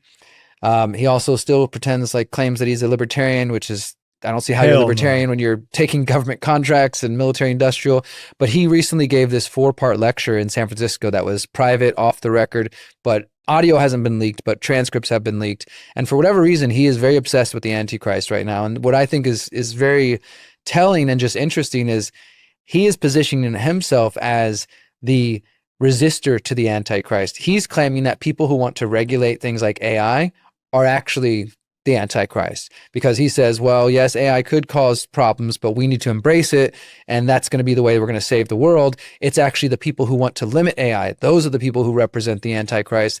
And I wrote an article a few months back talking about how when you look at the people influencing Peter Thiel, JD Vance especially, you have people behind the scenes who are a part of this, what used to be called the Dark Enlightenment, and then eventually became the alt-right and is now basically MAGA. Curtis Yarvin is a big one. He wrote in the name Mencius Moldbug was his old blog name. And not to get too into the weeds, but this guy pretty much is a technocrat that believes that, as many of us do, that democracy has failed and that you need a monarch or a corporate king to run things. And JD Vance specifically said he was a big influence on him. This guy is a friend of Peter Thiel as well. And there's even mainstream articles writing about it. He got reviewed and written about in the New York Times. So his influence is rising and growing. I don't know why they're giving him airtime, but they're saying like, hey, this is the guy who's behind the scenes. All of the young aides at the White House look up to him as a hero, Curtis Yarvin. And Curtis Yarvin is the man who influenced Peter Thiel, directly influenced JD Vance. And so it's his ideas that are being promoted, whether by name or not. And part of his philosophy is that you have to have a counter elite against the so-called elite, what he called the cathedral, which is like the deep state, you might say.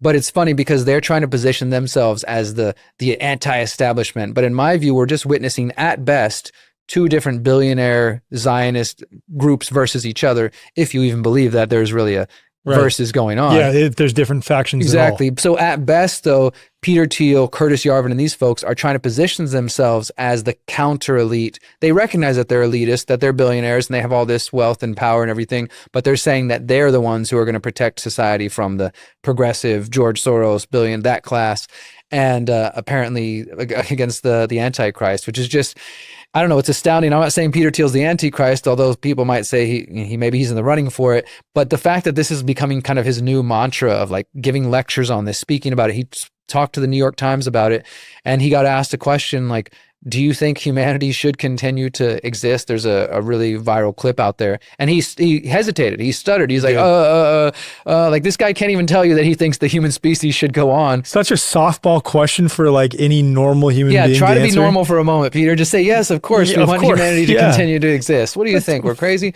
But that guy is out there giving lectures about the Antichrist, and his relationships, his companies, his acolytes are still deeply entrenched in the Trump administration. You brought up that he's taking influence, or he or JD Vance are taking influence from someone who talks about how we need a monarch or some sort of corporate king or something like that. Do you think that they're sort of propping up Trump? Is that, especially because there's a lot of sentiments being thrown out that he's going to run again, quote unquote, run again in 2028? Yeah. Which, if we're abiding by the supposed laws and regulations of how our government is supposed to operate, that's literally impossible. That's what the I think it's the 22nd Amendment that says the president can't run for a third term. Yeah. And I do believe that they're propping up Trump. Now, I'm not trying to, because there's this false dichotomy of people who are like, oh, you either got TDS or you've got Trump savior syndrome. Right. I'm just saying Trump is the puppet they're currently using. Yes. Maybe it won't end up being him. But at the same time, like you point out with this 2028 talk, which some people say, oh, Trump's just trolling. He just knows it triggers people. But even the fact that somebody thinks that's funny as a president, and I'm not saying like I have all these high hopes of the presidential office. Like we obviously see we don't have a lot of value in those things, but still it's supposed to hold a certain level of esteem, let's say in the normie world. And for a president to be like, even just trolling about violating the Constitution and finding a way to run again, I don't see how that doesn't just trip people up, but they just downplay it. Oh, he just knows that it makes headlines and clickbait. But again, Steve Bannon, just a week ago, he did an interview with The Economist. People can look it up, where he said, Trump is an imperfect divine tool. That's the language they're using. They're saying he is an imperfect tool. He's got, rough edges, but he is the divine tool that we have been handed now to run. And according to Steve Bannon, who again isn't directly connected to the White House as far as we know, but he claimed with his connections, he said, there's a plan that's being worked on right now. He's like, and we'll let you know whenever it's time. He's like, it's too early right now, but there is a plan to get Trump to run again. And one of the ideas they floated was that Trump would run as vice president to JD Vance or somebody, they would win, and then that person would resign, and then Trump would be president again, because but about a week ago, Trump said, oh, that idea is too cute. I wouldn't do that. It's too cute. It's too silly. So he claims he's not going to do that, but the people around him, Stephen Miller, Bannon, and others are saying that they're working on plans. And so, I mean, as crazy as it is, and I know every time MAGA hears that, they're just like, oh my God, you just got TDS. He's just trolling you. But the guy has posted AI images of him as the Pope, as himself as a king, as, all these different things. At what point do we get to okay, maybe he's not trolling. Maybe he really does have this desire. And even if he doesn't do it, he's also helping normalize that idea that there's even a pathway to do it. It should be rejected by people left, right, center, all across the board if they actually believed in the Constitution in any way, which I'm not a huge constitutionalist. It's got a lot of flaws. But if that's your sacred document, then everybody should be ready to say, no, we're not going to sell Trump 2028 hats. No, we're not going to even play into this idea because we know it's not going to happen. And instead, they just kind of are playing coy of like, oh, I might run again. A lot of people want me to run again.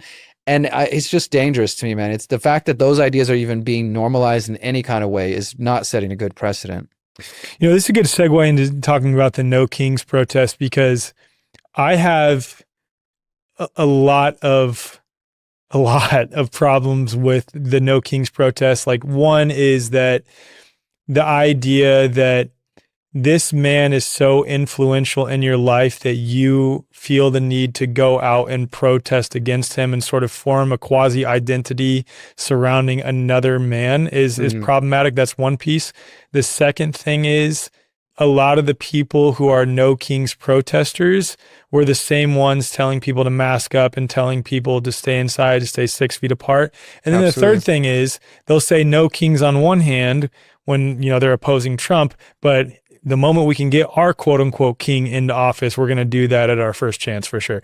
Yeah. But I could also see, setting all three of those glaring problems aside, how if Trump is sort of pushing himself as this individual, propping himself up, or allowing the people around him or promoting the people around him who are propping up as this sort of like pseudo king figure. I mean, to be clear, like, you could say he was trolling and doing this, but it's also like, dude, come on.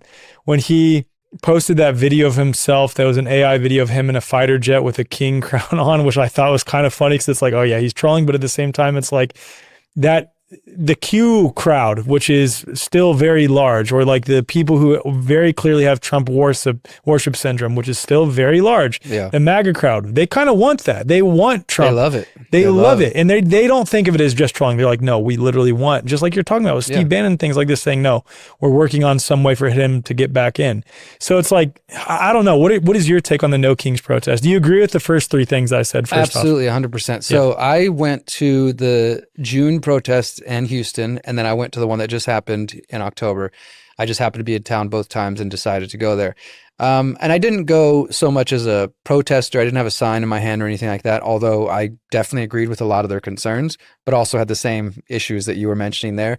But I went there as a journalist to interview people because I feel like I'm constantly like battling psyops from propaganda from both and all sides. Yeah. And the big propaganda coming out from the right side and the MAGA is just the entire movement is funded by George Soros. The entire movement is funded by billionaires.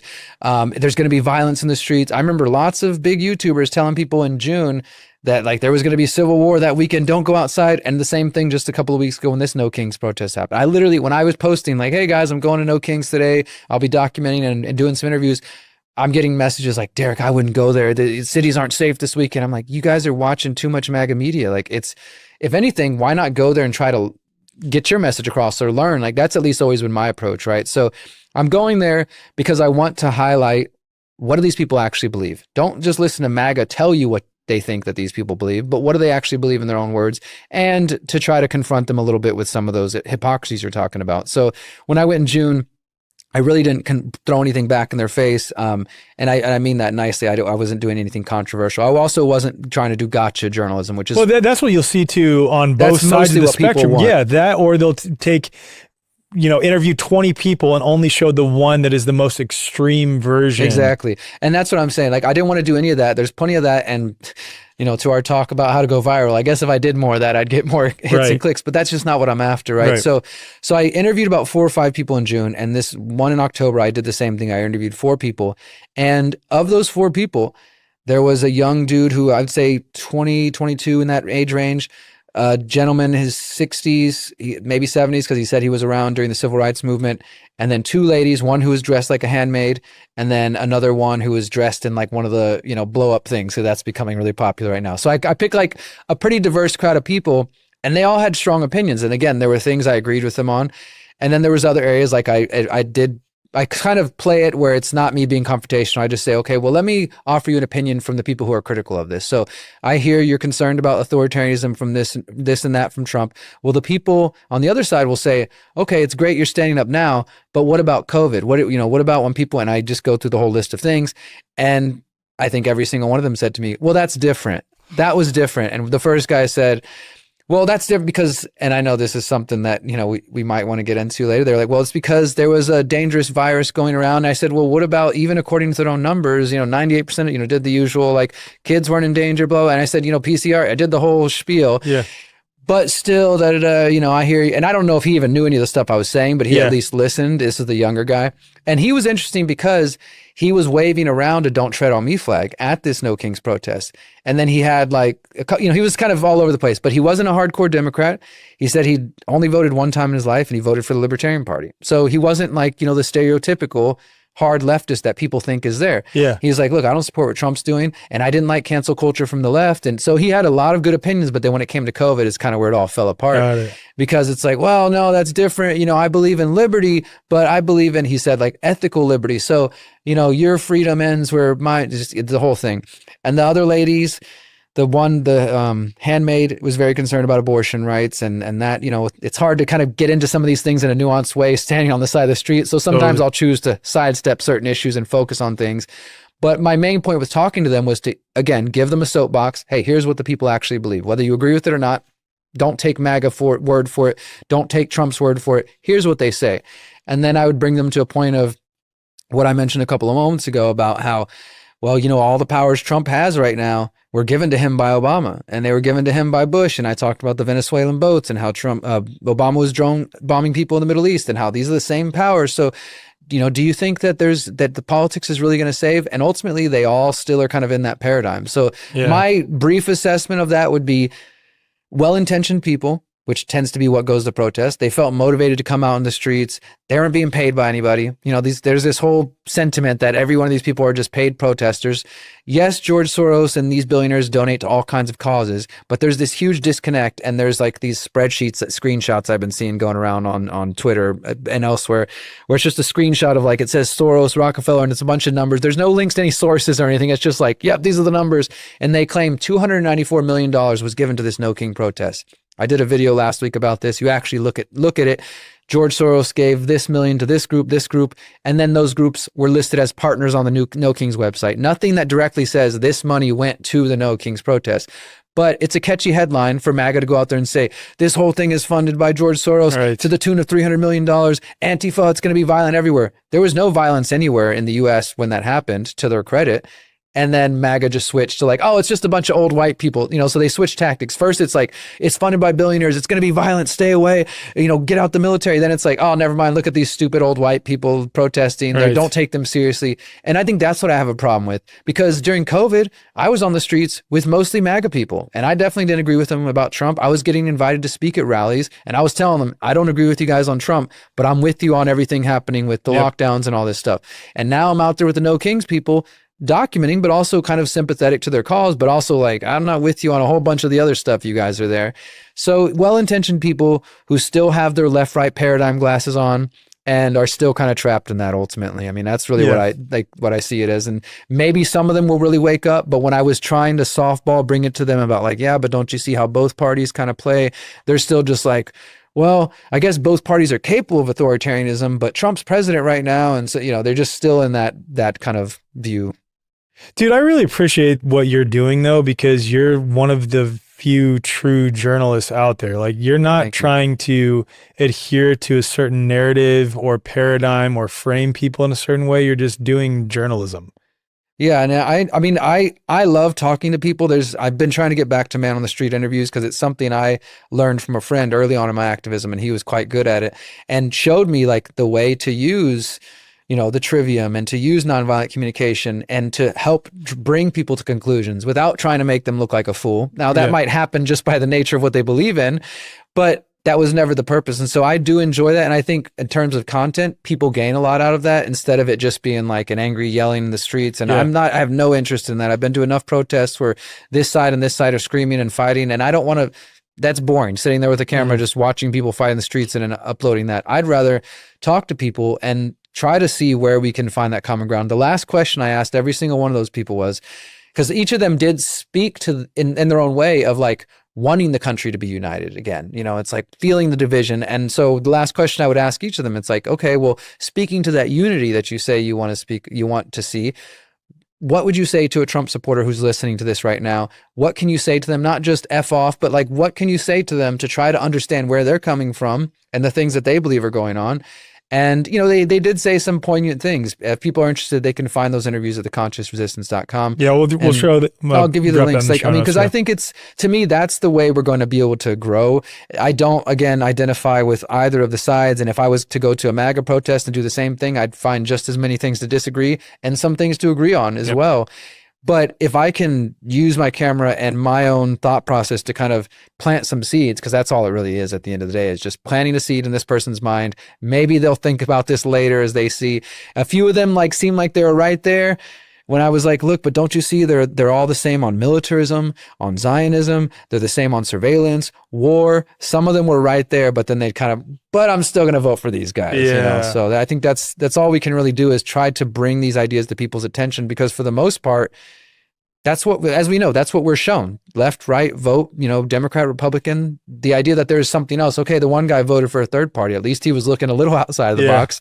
But for the most part, the idea of doing anything else. In fact, the last guy I interviewed, the older gentleman who said he was there during the civil rights movement, he said, I said, do you have hope that there's going to be a way around this? Some people think civil war is on the horizon. What do you think? And he's like, no, I think we can do this. He's like, because we're not a country that chooses violence. We're going to vote our way out of this. And I asked him, I said, do you think politics or violence is the only way? And he's like, I can't think of anything else to do. And then I kind of gave him a spiel about exit and build. But, like, that's just where people are. This is like, yeah, politics, violence, what else is there, right? That's where a lot of people's mindset and consciousness is right now. Dude, that's a perfect segue. You teed that up perfectly to watch your 8-minute video. So can you just share before we play this, like what this is? Yeah, absolutely. So this is called Liberation 2030, and it's actually based on an essay that I wrote in 2022 for The Last American Vagabond, which was called Welcome to 2030. I own land, live amongst like-minded people, and life has never been better. And it was my way of trying to take a spin on the infamous essay we all know, you will own nothing and be happy, that phrase that comes from, it was originally written by a Danish politician for the World Economic Forum and published in Forbes magazine. And that's where you will own nothing, you'll be happy. And she describes her vision of 2030, the Agenda 2030 vision, digital IDs, all that stuff. And, just like with all of my work, and I think with your work, I'm trying to push our movement and anybody who will listen to spend more energy on what we can do for ourselves. This is what the whole People's Reset event I organize about. This is what so much of my work is about, is like, let's not just focus on what they're doing and how bad their vision is. Yes, let's wake up to it. Let's reject it. But let's carve a new path, right? If you're it's 2025. We got 5 years till this deadline they've tried to set. If you spend the next 5 years just watching podcasts, listening to documentaries, and just being consumed about, oh my God, it's getting closer, digital IDs, because it's coming. It's here. It's right in front of us. But you don't do anything for yourself, then don't expect anything different. But this short mini documentary, it's 7-8 minutes long, is an invitation to say, what if we all took that collective energy and put it into building our own visions? And my vision is what I call Liberation 2030. So it's just a short alternative idea instead of Agenda 2030. Awesome. Let's watch it real quick. 2016, the World Economic Forum and Forbes magazine published a short essay titled, Welcome to 2030. I own nothing, have no privacy, and life has never been better. It's great. Written by Ida Auken, Denmark's former Minister for the Environment, the essay imagines what life might be like in 2030. The year 2030 was chosen because of its importance to the achievement of the United Nations Sustainable Development Goals and the Agenda 2030. Yeah, I've worked with a few good editors. I don't do any of the editing. I just do the scripts and the narration. Objectives adopted by the UN in 2015 with the ostensible goal of ending poverty, protecting the planet, and spreading peace and prosperity to all people by 2030. However, these lofty idealistic goals actually hide darker intentions. The SDGs in Agenda 2030 are a step towards a world where individual liberty and privacy are erased, and technocratic digital surveillance and social engineering are the norm. Yeah, it's not bad. Yeah. Although the essay is nearly a decade old, most people have become aware of it and the phrase, you will own nothing and be happy, since the World Economic Forum announced the Great Reset Agenda in June 2020. Now is the historical moment, the time, not only to fight severe virus, but to shape the system. Dude, it's such the perfect. Since that announcement, countless researchers, podcasters, and journalists have shared their concerns with the public in an attempt to avert the world described by this essay. When you get past the buzzwords and promises of utopia, you recognize that the world of 2030 described by the World Economic Forum is a world where technocrats centrally plan every aspect of society. It is a world with no privacy, no personal property ownership, with mandatory digital IDs and digital currencies, and social credit scores. The essay makes this clear when it states, quote, everything you considered a product has now become a service, or, quote, in our city, we don't pay any rent because someone else is using our free space whenever we do not need it. My living room is used for business meetings when I'm not there. The author states that shopping has turned into choosing things to use, and sometimes she lets the algorithm do it for her because, quote, it knows my taste better than I do by now. Finally, she laments the people who do not live in our city, those we lost on the way, referring to the people who opted out of the smart cities and social credit scores to exit the cities to build so-called self-supplying communities. What the writer fails to understand is that millions of people are already choosing to exit the cities and build outside the digital dystopia planned for 2030. Even those who cannot or will not leave the cities are beginning to question what their future holds if they remain in the tightly controlled metroplexes. While most people likely do not agree with the vision put forth by the WEF, the UN, and their cartels, we cannot deny that these institutions are working night and day to achieve their 2030 agenda. They are working with hundreds of multinational corporations, nearly every major world government, and spending trillions of dollars to manifest this great reset of society. And while millions of people have woken up to this agenda, the vast majority are still spending their time being reactive and allowing these technocrats to manipulate their emotions and actions, and thus their lives. What if, instead of exclusively being reactionary, we put all of our energy into creating our own visions for 2030? If we know we reject the technocratic Great Reset and Agenda 2030, then we must spend time getting to know exactly what we are seeking to create. Instead of, you will own nothing and be happy in 2030, perhaps we can make it, you will be thriving and you will be fulfilled in 2030. The answer completely depends on every single one of us. The future generations are depending on us to build an alternative to the technocratic vision. Here's one alternative vision to the world of 2030. Welcome to 2030. I own land, live among like-minded people, and life has never been better. Welcome to my home. I own a couple of acres in an intentional community 1 hour outside of a major city. I live in a hempcrete home with my family and our pets. Together we live among dozens of other families and individuals who decided to get out of the concrete jungle and head for greener pastures. Every family owns their own land and their own home. The founders of our community bought the land and began recruiting members in the late 2010s as the surveillance grids became more obvious.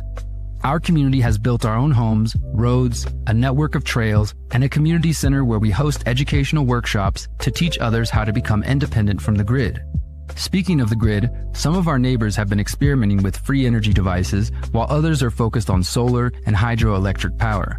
We are determined to be energy independent, especially after some governments began disconnecting the unvaccinated from the electric grid in 2026. Once food prices and inflation began to rise in 2025, we realized we needed to cut our dependence on the grocery stores. Most of the corporate stores require a digital ID to enter anyways, and our community members have opted out of that system. All of our homes are nestled within food forests producing fruits from around the world. The hundreds of trees we have planted the last few years shield our homes from the elements and allow for privacy. As you walk down the pathways, you also see many permaculture gardens producing veggies and herbs for cooking and medicine. Free-range kids are running in every direction, laughing and playing in the sun. The best part of our lives now is that we are not alone. We are one of thousands of communities which form an international network outside of the big cities and control grid. Our community is surrounded by several other like-minded communities, each with their own governance models, traditions, and norms. We often trade goods and services with our local neighbors, and some communities have begun establishing long-distance trade networks. Thankfully, in the late 2010s, a handful of forward-thinking individuals began establishing local freedom cells and circles, helping people network and find the community they were looking for. These groups laid the foundation for a movement which saw millions of people exiting from the grid and disobeying authoritarian mandates. Those cells eventually morphed into intentional communities and eco-villages united by respect for self-ownership and bodily autonomy. Together they form a decentralized network of networks which gives the people an option outside of the smart cities. They live different kinds of lives inside the city. While we chose to exit the cities, some folks stayed behind, convinced they could disrupt the move towards a technocratic police state. And in some cases, they were correct. The digital IDs were defeated, the authoritarian control removed, and human liberty flourishes, even in the concrete jungle. We've even partnered with some of the cities to help them implement permaculture operations to make the cities more food independent. In other cases, the agenda has continued to move forward, but the resistance grows every day. The ruling class underestimated the tenacity of the human spirit. As long as there is life, there is hope. This vision is my simple attempt at outlining what 2030 could be like. I call it Liberation 2030, and I work every day to help others see the importance of envisioning this future. Maybe your vision is slightly different. Whatever it is, write it down, see it in your mind, and do what you can to bring it to reality. Let's reject Agenda 2030 and the Great Reset, and let's build the People's Reset.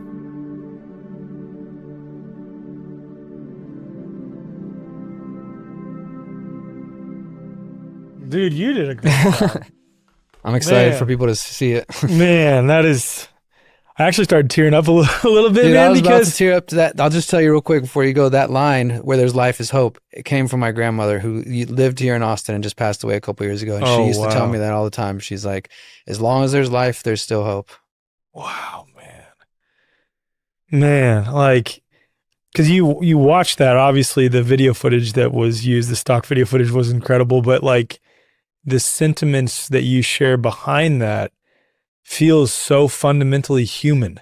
Like it strikes you in your soul because it's like, oh no, this is what it means to be human. And I think so many of us in the freedom movement that resonate with what you and I share, and even people outside of that, if they really sat down and thought about it. That's why I've always said, you could take someone who's a total normie and plop them at Confluence, plop them at the People's Reset, plop them at Music and Sky, plop them at Living Free Festival in Australia, and just leave them there for 3.5 days, and they'd be like, I get it. Yeah. I get it. Yeah. Because this is what it means to be human. And maybe that's not the path for everyone else, but this strikes you at your heart because it's like, this is what we're all longing for deep down inside. We know that this is the right way to live. We know deep down, man. And for me, it's like what comes up is so many of us can articulate the intricate details of what quote unquote they are trying to build. How many of us can articulate the intricate details and are focusing on the intricate details of what we are trying to build, whether it's individually, with our family, with our small group of friends, our community, or just the world at large?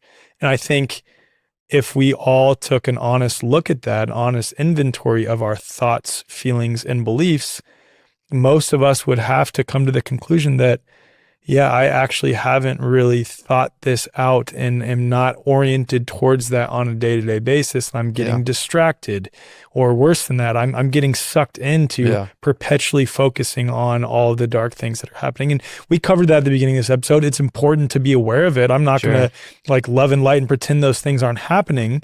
We need to be aware, especially if we're interfacing with society in a variety of ways, right? And at the same time, I think it's so much more important for us to be focusing on all the things that you laid out in the second half of this video. Yeah. Yeah. You know, I think that we were talking about this earlier about just how the algorithm favors, and for whatever reason, the human mind is drawn to the drama, to the clickbait, the rage bait, and content like that, which now that's out on the internet, I'm hoping it does get a lot of attention, and I'm sending it around and encouraging not just my audience, but other content creators, journalists, influencers to take that mindset on and to start sharing those kind of ideas with their audiences. Because if we're only exclusively focused on what they are doing, and like you said, we're not spending the amount, like if you add up the amount of time you have with watching podcasts or obsessing over they, them, those, and then the amount of time you're putting into your own dreams, there might be a great disparity there for a lot of us. And I say that even for myself as somebody who is, everything that you just saw in that mini documentary are things that I'm doing in my life. I have land, I'm building community, everything. That's the vision that I'm aiming for and hoping by 2030 that, or sooner, that we'll be at that point. And yet I find myself still sucked into these things as well. And so I made that because it's a reminder to myself of what I'm really aiming for. It's a hope and a prayer for other people that we need to put energy into that. And as I said in the piece, I think that most of the activism we see, most of the ways we live our life are very reactionary. You know, we're just reacting to what they are doing. They're doing this bad thing, so let's make a video about it. They're doing this bad thing, so let's go protest it. Obviously, spreading awareness matters. There's a time and a place to resist tyranny and protest. So I'm not saying don't ever do those things. But again, add up the amount of time you put into being reactionary and the amount of time you put into being forward thinking and taking action steps that are going to empower you, your family, and the coming generations after us. Because that's really where my mind is at, not just what we're seeing now, but for the coming generations.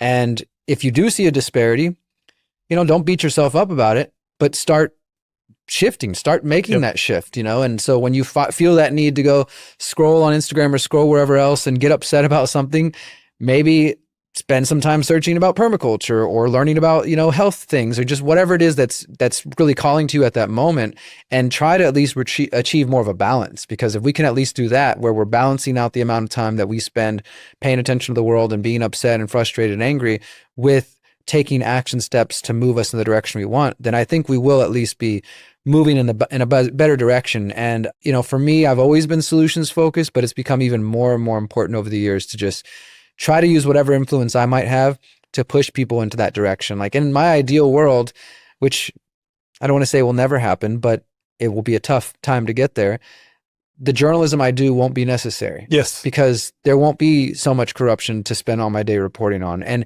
as I'm building our home, which we're going to start building in 2026 on our land in Mexico, building the Conscious Agora Eco Village, and we are building a hempcrete home, as I said there, a lot of my content's going to switch. I'm still going to be doing journalism. I don't think I will ever stop because it is my passion. It's what I love to do. But I am going to be having videos on like how we design our homes, how we're organizing our community. We've spent 5 years developing conflict resolution, decision making, like all this human stuff. And I think that's really, really important work, maybe more important than some of the documentaries and some of the investigations. They each serve a purpose, but so I'm going to do my job through my influence and my work and whoever else I can get to listen, to shift further in that direction as well, both in my own personal life, but in what I produce and what I share, because it's like, I don't want to just say that, well, if I want that, then I need to put out more of that content. I need to give people an option for that sort of stuff, even with the caveat of what we both said, that I recognize in the numbers, those things tend to not get the same amount of views as my videos about Jeffrey Epstein or Palantir or this and that. But I hope with time that will shift, that there will be more people who are drawn to those things. Yeah, I think so, man. I really do think so. And I think it's so important that we sort of keep that forward thinking, just like you said, and understand that there's going to be more and more people that eventually come along. We see it happening. And I do think, going back to what you said previously too, about the sort of 5th generation warfare, that they're likely manipulating the numbers on how many people are actually seeing some of the things that we're putting out in the messaging, and then inflating the messages of those who are putting out fear-based messaging and things like this. One of the things I want to ask you though, if you don't mind, because a lot of people ask this question, like, okay, we know that the way society organizes itself is incorrect, is immoral fundamentally, but how do we go about creating conscious community and organizing around voluntarist principles? What does that actually look like in practice? Do you mind sharing just a little bit about what y'all are doing with the Conscious Agora? I would love to. This is one of my favorite topics that I don't talk about enough, because it's been a little bit behind the scenes, but this year and really at the coming People's Reset, we're kind of going to be coming a little more public with it. But so our community is called the Conscious Agora Eco Village. I first wrote about this idea when I was still living in Texas in my 3rd book in 2017. The book's called Manifesto of the Free Humans. And it was basically my ideas of how do we take these voluntarist anarchist ideas and make them as practical as possible. And the last section of the book focused on my vision of an ideal community, not to say, hey, this is how we're going to force everybody in the world to live, but this is how my vision of what a potential stateless society or community could look like. And it was based around 3 foundational principles. The root of it, of course, is individual liberty, sovereignty of the individual, self-ownership. That's like the cornerstone that everything must come back to. And the reason I put that in there, not only because I'm a voluntarist, but because for anybody who's spent any time visiting or searching online, like for example, IC.org or some of these intentional community websites, you start to notice that a lot of them tend to just by default be left-leaning, progressive, kind of, and I don't necessarily know that is really what people believe, because people don't always think about these things too deeply, but it at least seems like that's where they default to, right? Because, we love nature, we love good food, and obviously we're not these crazy right-wingers, so we must naturally be progressives or whatever. And some of those folks tend to be more collectivist-minded. So the way that they build their communities largely reflects that. And so I wanted to make it just like plant that flag right from the beginning. Yes, we clearly value community. We want to work with other people, but our guiding light is going to be sovereignty of the individual, self-ownership. So that's like the first thing. Then the other cornerstone would be permaculture principles. So implementing permaculture in the way we grow our food, the way we design our buildings. And briefly, for those who are unfamiliar with permaculture, it's a design philosophy. It's not just about growing food. My permaculture teachers also taught us about what they call social permaculture, about the way we relate to each other too. So it's really a huge topic, but it helps you rethink the way we relate to the planet, the way we relate to the animals, the way we relate to our design systems, and how to build those and design them in a way that our modern world completely doesn't understand and rejects, which would be things like, hey, building your buildings on a western facing slope so you can catch sun, little things like that then allow you to not necessarily need AC all the time, or working with the elements, right? So that's another thing, is when we design our buildings, when we work with animals, when we build our homes, grow our food systems, we're going to use permaculture principles. And then the third cornerstone is just what I at the time kind of broadly called mindfulness. And that was just like, not sort of saying, everybody in the community must meditate 10 hours a week or something like that, but that I was looking for and wanting to work with other people who have emotional intelligence, emotional maturity, and who aren't static. whatever their age, background, but want to keep growing as people and have some interest in the spiritual world, whether religious or otherwise. And so that was kind of the foundational principles that I wrote about in the book. And then fast forward to 2020, and I decided to move to Mexico. And myself and my partner, we started just looking for land. Once we realized we wanted to move to Mexico, we started looking for land. In October 2020, we started hosting these online calls. I kind of put it out to my audience, like, I'm moving to Mexico. I'm going to build a community. If you're interested, email me. And we got 500 responses from around the world. We put together a questionnaire, a basic questionnaire of like, what are your vision of community? What's your timeline? What skills do you have to offer? What's your financial situation? All this stuff. We sent back that questionnaire to all those 500 people. We got about 200 responses, and then we narrowed it down to 50 people. And then in October 2020, we started having these bi-weekly calls with these 50 people. And from October 2020 till we put the deposit down in May 2023, it just naturally went from 50 to 40 to 30 as we got to know each other, and also as the idea got more refined and more clear. And in that process, we were just looking for land all over the country and just still searching, visiting lots of intentional communities too, doing my journalistic thing, but asking them like, hey, how did you start? What went wrong? What would you do differently? All these sorts of things. We visited the oldest intentional community in Mexico. It's been there for 40 years. I got to interview the founders and ask them those questions. That's like, cool. What would you change? What would you do differently? And so we're reading books, but we're also just learning from experience, from my own activist experience, organizing on a community level. And yeah, then we eventually found the property where we live in Michoacan, in Morelia, which is where the People's Reset's at. We're like an hour and a half outside the city. We've got 23 acres. There's banana trees, avocados, limes, pears, pomegranate. This was all done before we even showed up. This is why we were like, oh my God, this is hard to pass up. It's already got drip lines installed. Yeah. It's nice and hilly. It's up elevation, water flowing on the property, all the wonderful things. And we kept looking, but eventually we were like, look, something brought us to this city. We'd never been there before. And I was telling you earlier, my Miriam's family's from San Miguel. So we'd been to San Miguel. We'd never been to Morelia. It's only 2 hours away. A bunch of synchronicities. We end up being there. The first friend we made there, who's Mexican born and raised, his mom's a real estate agent. She showed us this, just everything like that. And so eventually we were like, look, we got brought here for this property. We need to just put all of our energy into this.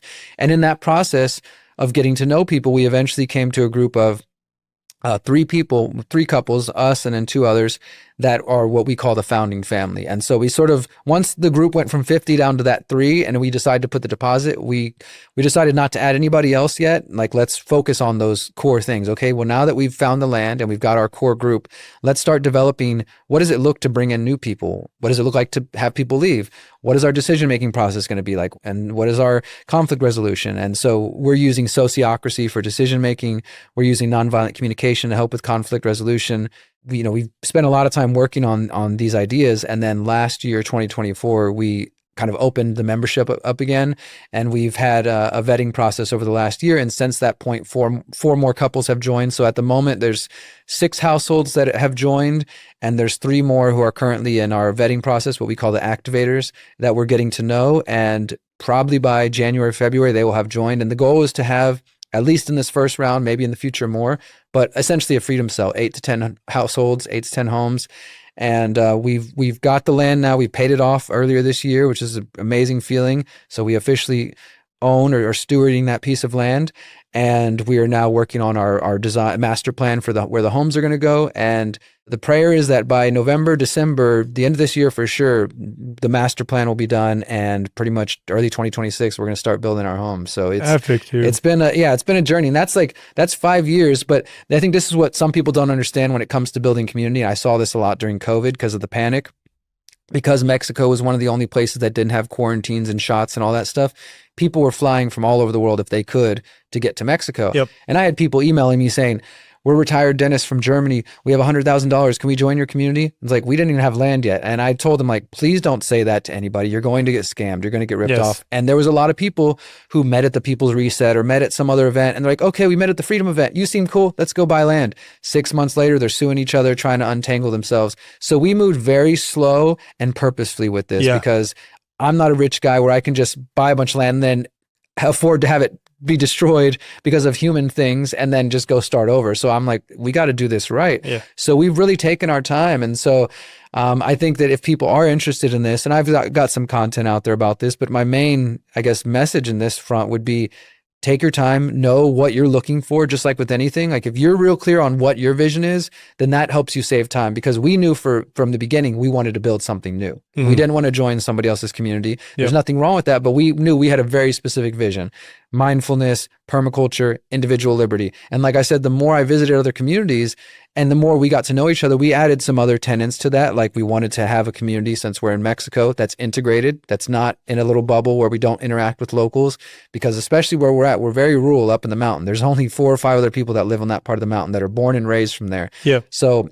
for security you have purposes to form relationships. and for, benefiting everything, those relationships are necessary. We also made it clear, even in Mexico, where gun rights are a little different than in the US, that we believe in self-defense. And so these are things that became more and more clear, so that we're clear on what we want. So when potential new members come up, right away, they can see these are the principles we're about. This is what we stand for. If this doesn't jive with you, we hope you find the right place for you. That's voluntarism and common law, you could say, at its foundation. It's that, hey, here's the contract, here's the tenets of this community. And the more clear then we can save them time, they can save us time, instead of us like, okay, but you like freedom. There's this sort of general word, but what does that really mean, right? When you get down to it and you actually start talking, especially if you're thinking, in our community, we're not sharing households. Everybody's got their own plot, you own that house, you own that land, you do what you want, but then you also get the benefit of access to the fruit trees and access to the water and all that stuff. So we kind of have a sort of mixed situation. But if you're going to move in and be neighbors with people, then you need to take some more time to get to know them, instead of just like, well, we met at Confluence, so you seem cool, let's go buy land together, right? There's a little bit more involved in that.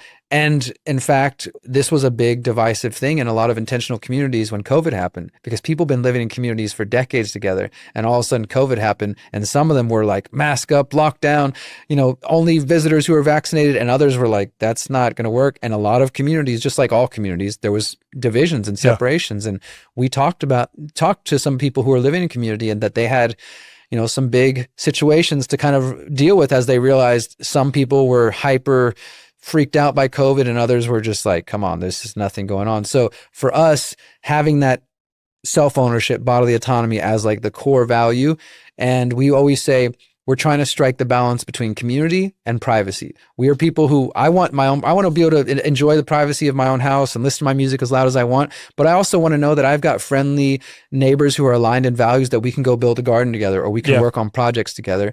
And so have that balance between those two things. How do you balance that out with, for example, resources like fruit trees? I'm sure you've gone over this. How, let's say you experience a situation where you bring in more families and there's one family that's like, has a lot more mouths to feed, or maybe they're a little bit more overweight. Maybe they really like that specific fruit. So they seem to be wanting to extract more from those specific trees that are growing. I know that's getting hyper specific, but just situations it's like this. the tragedy of the commons, right? Of like, how do you deal with they call it like the person who won't work, or the person who's going to eat more. We have had those conversations. And one thing I'll say about that is that it's important to understand, if you're trying to build something new, which is essentially what we're trying to do, we're trying to learn from previous communities, but I do think we have a very specific vision that differs in a lot of important ways, that we're never going to be able to answer every question perfectly beforehand, right? Totally. So the idea is that you put systems in place. So, because for example, I mentioned we're doing sociocracy for decision-making, we're doing NVC. We haven't had to use these tools at all, but we've taken training, because up to this point, our group has just got along naturally. We have conversations like, okay, we got to make a decision. Do we want to pay the neighbor to do this and that, whatever it may be. And we talk it out and we come to a conclusion. But inevitably, as we've learned from the book, Creating a Life Together is a great resource, but just from other people living in community, there will come a time when we're not going to be on the same page. Doesn't mean we'll be angry at each other, but we're not going to as easily be able to make decisions. And that's when you bring out, okay, we're struggling to make this decision. It's been a couple of days or a couple of weeks now. It's time for us to go into our sociocracy practice. And sociocracy is, there's a method to it, and it's not consensus where you debate and argue all day until everybody's 100% on the same page. And it's also not majority rule, like, okay, well, if you're wrong, sorry, we're doing it anyways. It's trying to find that. They describe it like you have circles, and in the middle you have your ideal perfect scenario. Like, we're going to paint a fence, and my ideal color is black, and some people want yellow and pink or whatever. Well, my black is my center. I could live with yellow, I could live with green, but pink is outside of my comfort zone, my zone of consent. So how do you get everybody through discussion to find that zone of consent where it's not maybe their first ideal choice, but it's still something they can live with? It's not something they're like, if we do that, I'm leaving the community, right? Right. And so that's what we've put those systems in place. We've taken sociocracy training. We've done different things like that, so that when that inevitable moment comes up where there is conflict that we can't just resolve through dialogue, that we're going to resort to those systems. So if we do have a situation, as you described, where a family or an individual seems to be taking quite a bit. Thankfully, we have so many avocado trees. Avocados won't be the situation. Where we live, every avocado you eat is grown within 50 miles of where we live. Like that's the avocado country. How it should be everywhere. Yeah. But so if that situation comes about, which is a realistic situation when you have a mix of private property, which we believe in, and having some things held in common, right? Because like I said, that's the big selling point is we're telling people you're buying into a community, not just for your little plot, your half acre or quarter acre. That's beautiful and you're going to be a nice location, but the benefit you get is all the access that we're all going to share to the water, to these things.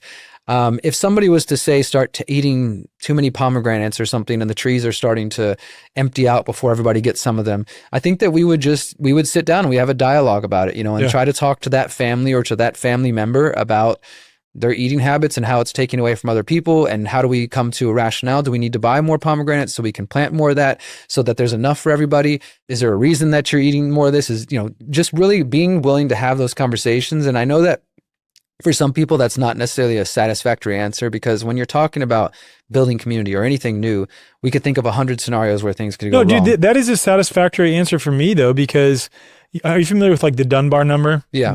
I think that the way that we're currently organized in society, where we're in contact or under the quote unquote governance of something that is, it has tiers, it has different hierarchy and different layers. Obviously you have like your city, then you have your county, then you have your state, so on and so on.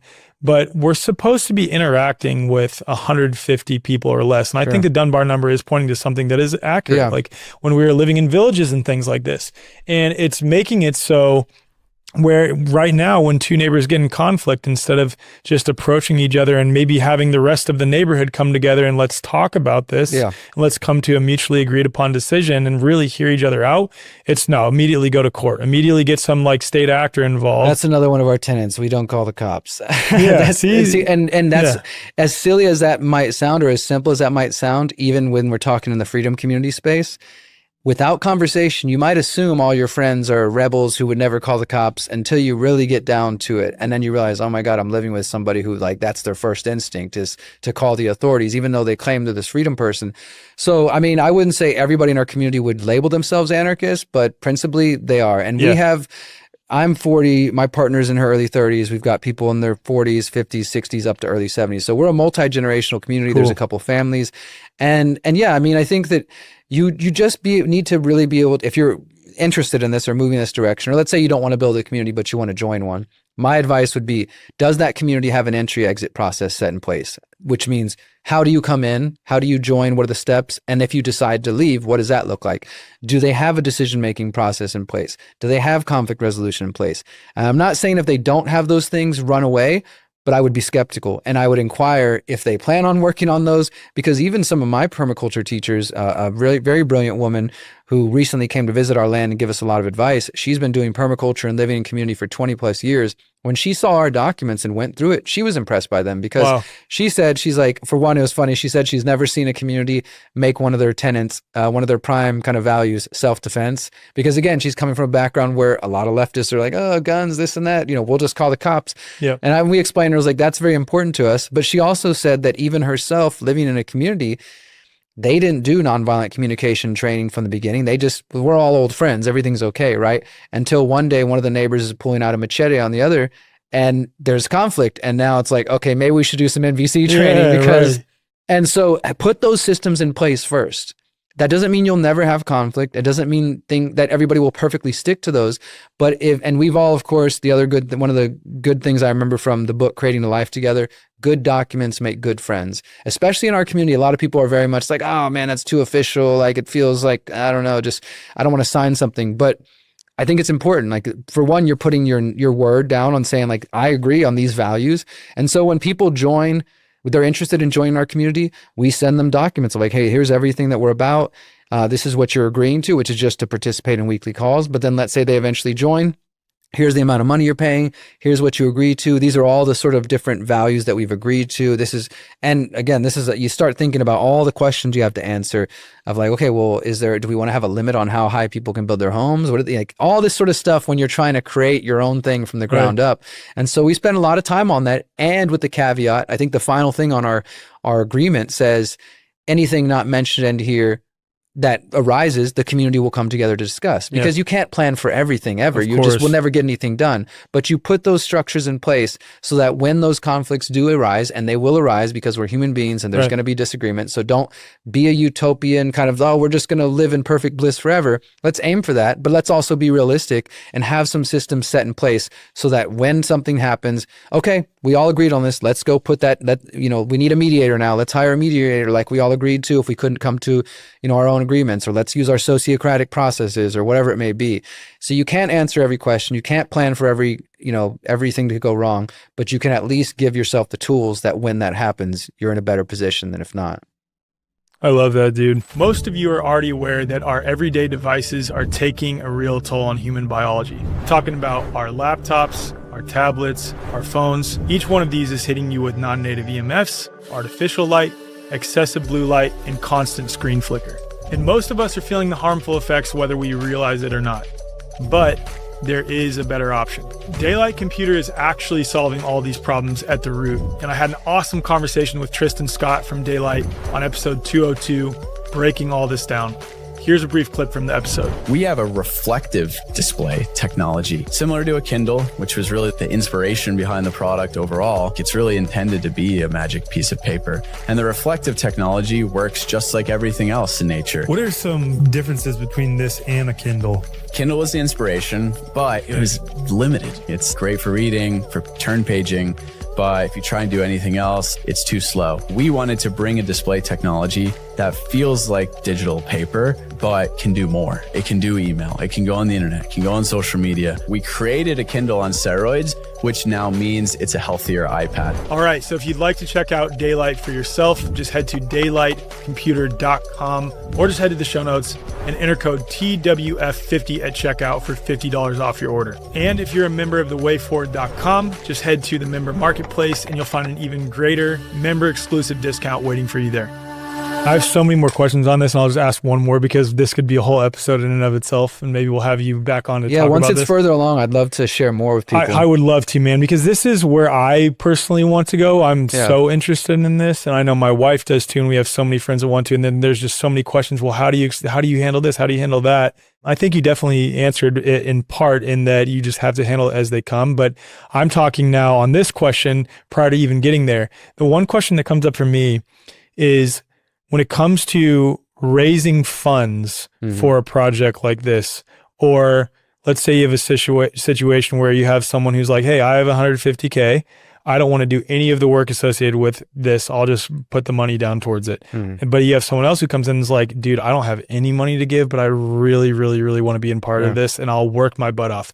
How do you choose who owns what? How do you come together on like who gets what portion, what their roles are, and things like this? Yeah, this is something we have navigated a little bit. So when I mentioned in the beginning, we put out this basic questionnaire. This is my first time ever trying to build a community. So we had some idea, but as you expect, as time goes on, we start to like realize, okay, maybe we need to think about this area more. Yeah. So in the beginning, we didn't have any financial requirement of like, you must have X amount of dollars. We did ask people like, hey, what are all your resources? Financial, skills, just whatever, so as we can get to know people. And so in the beginning, there were some people who are maybe got hundreds of thousands of dollars and others, 20,000 or whatever. And there was a few who were like, I got a couple thousand, but I can build anything. I've got, they had all kinds of experience and great skills, which would be valuable for a community like ours. So when we first made that initial selection of 50 people, we didn't base it on age or finances. Did they get the principles and the values? That was what's most important. I think still remains most important.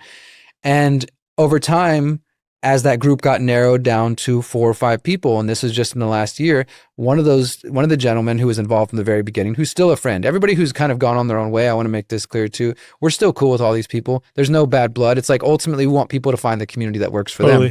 I'd imagine some of them trickled out too, and they're like, oh no, this is serious. Like I have to make this decision. It's a little more serious than they're ready, or it's also COVID. So people were in a panic and they're like, okay, never mind. I think I'm okay to stay in Canada or do whatever. But with this particular gentleman, he was with us from the very beginning, and he's a very talented, skilled dude and still a friend. But he's just not strong in the financial department. And we knew that from the beginning. He said, maybe I'll have 5K or something. And so we started to have this conversation like, okay, well, look, he's going to have a minimum financial investment, but he's going to be coming hard with the skills and building when we get to that point. And that's something that I think can work. But as time went on, and as we are then making down payments and we're actually getting, like, it's getting real now. Now we're actually getting the property. Well, okay, this guy gave 20,000 so far. I've put in 15. And starting to realize, like, it's been 5 years, bro. You haven't put anything in yet. And that number you're saying you would be able to put in 5K hasn't gone up at all either. You're not, it's not like, oh, I'm in a better position now. I've been saving money. I can put in 10 or whatever. It was just like, I still haven't. And so we had this dialogue where we don't want to base it just on money because we are trying to create a new paradigm, but we're also still existing in the certain reality where that's part of the process, right? So it started to get a little complicated. He was saying, well, look, maybe I don't put in, I put in the minimal amount, but then I can do all the work on the land. And it brought up questions, especially being in a place like Mexico where there's a big difference between the dollar and the peso. Would we hire him, who's going to be expecting American prices, to do labor, where we could hire our neighbor who would take Mexican prices, and we're still going to pay him well, but he probably needs the money more than our friend from the US. And just different kind of questions like that. And ultimately, he decided to go his own way. And because it became a little complicated, like, how are we going to track the difference in, like, your contribution versus, like, and is it going to cause feelings in other people of like, well, he only put in 5K and he's not really doing it. So we had to navigate all these tough conversations. And honestly, we didn't get to a perfect point other than telling him, like, look, we're not only valuing based on your money, but we do need something from you to, like, and he wasn't able to do that. So we're like, I just think it's not going to work out. And we would have been happy even with the 5K if that's what it was. And then he's contributing in other ways. Cause as you know, there's more ways than just money to contribute to give skills, and that are valuable and important. And I think we will in this coming year as we start to open up to, like, volunteers, because I get a lot of emails to people like, hey, I'm visiting Mexico. Can I come see your land? And besides the fact that we're very private about where it's actually at, I'd love to take you to see it if there's time when you come to Mexico. Yeah, dude. But, people are interested in volunteering. And again, people who are like, I can build anything. I've got hempcrete experience, cob, whatever. We're definitely going to open up to that way, to having people. We want to have, like, some guest housing so people who can come. The other big thing I hadn't mentioned is besides our homes and us living there, we're also building what we call the Holistic Education Center. And that's going to be a place, like, I consider it kind of like a People's Reset Freedom Cells boot camp, like, but not just for retreats. Yes, for retreats, that's one, that's going to be one potential income source for our community. But I want to kind of take it more seriously of, like, I want the people who can come, who are going to take these ideas and skills and they're going to go back home and actually implement them. So cool. Not just somebody who can afford a $5,000 retreat and they're just going to have fun and chill. And that's part of it. We need to relax in nature and enjoy the beauty. But I'm also very much like, we've got ideas to share and skills, whether that's how to build a home with cob or hempcrete, or how to build a freedom cell, or how to take care of your health.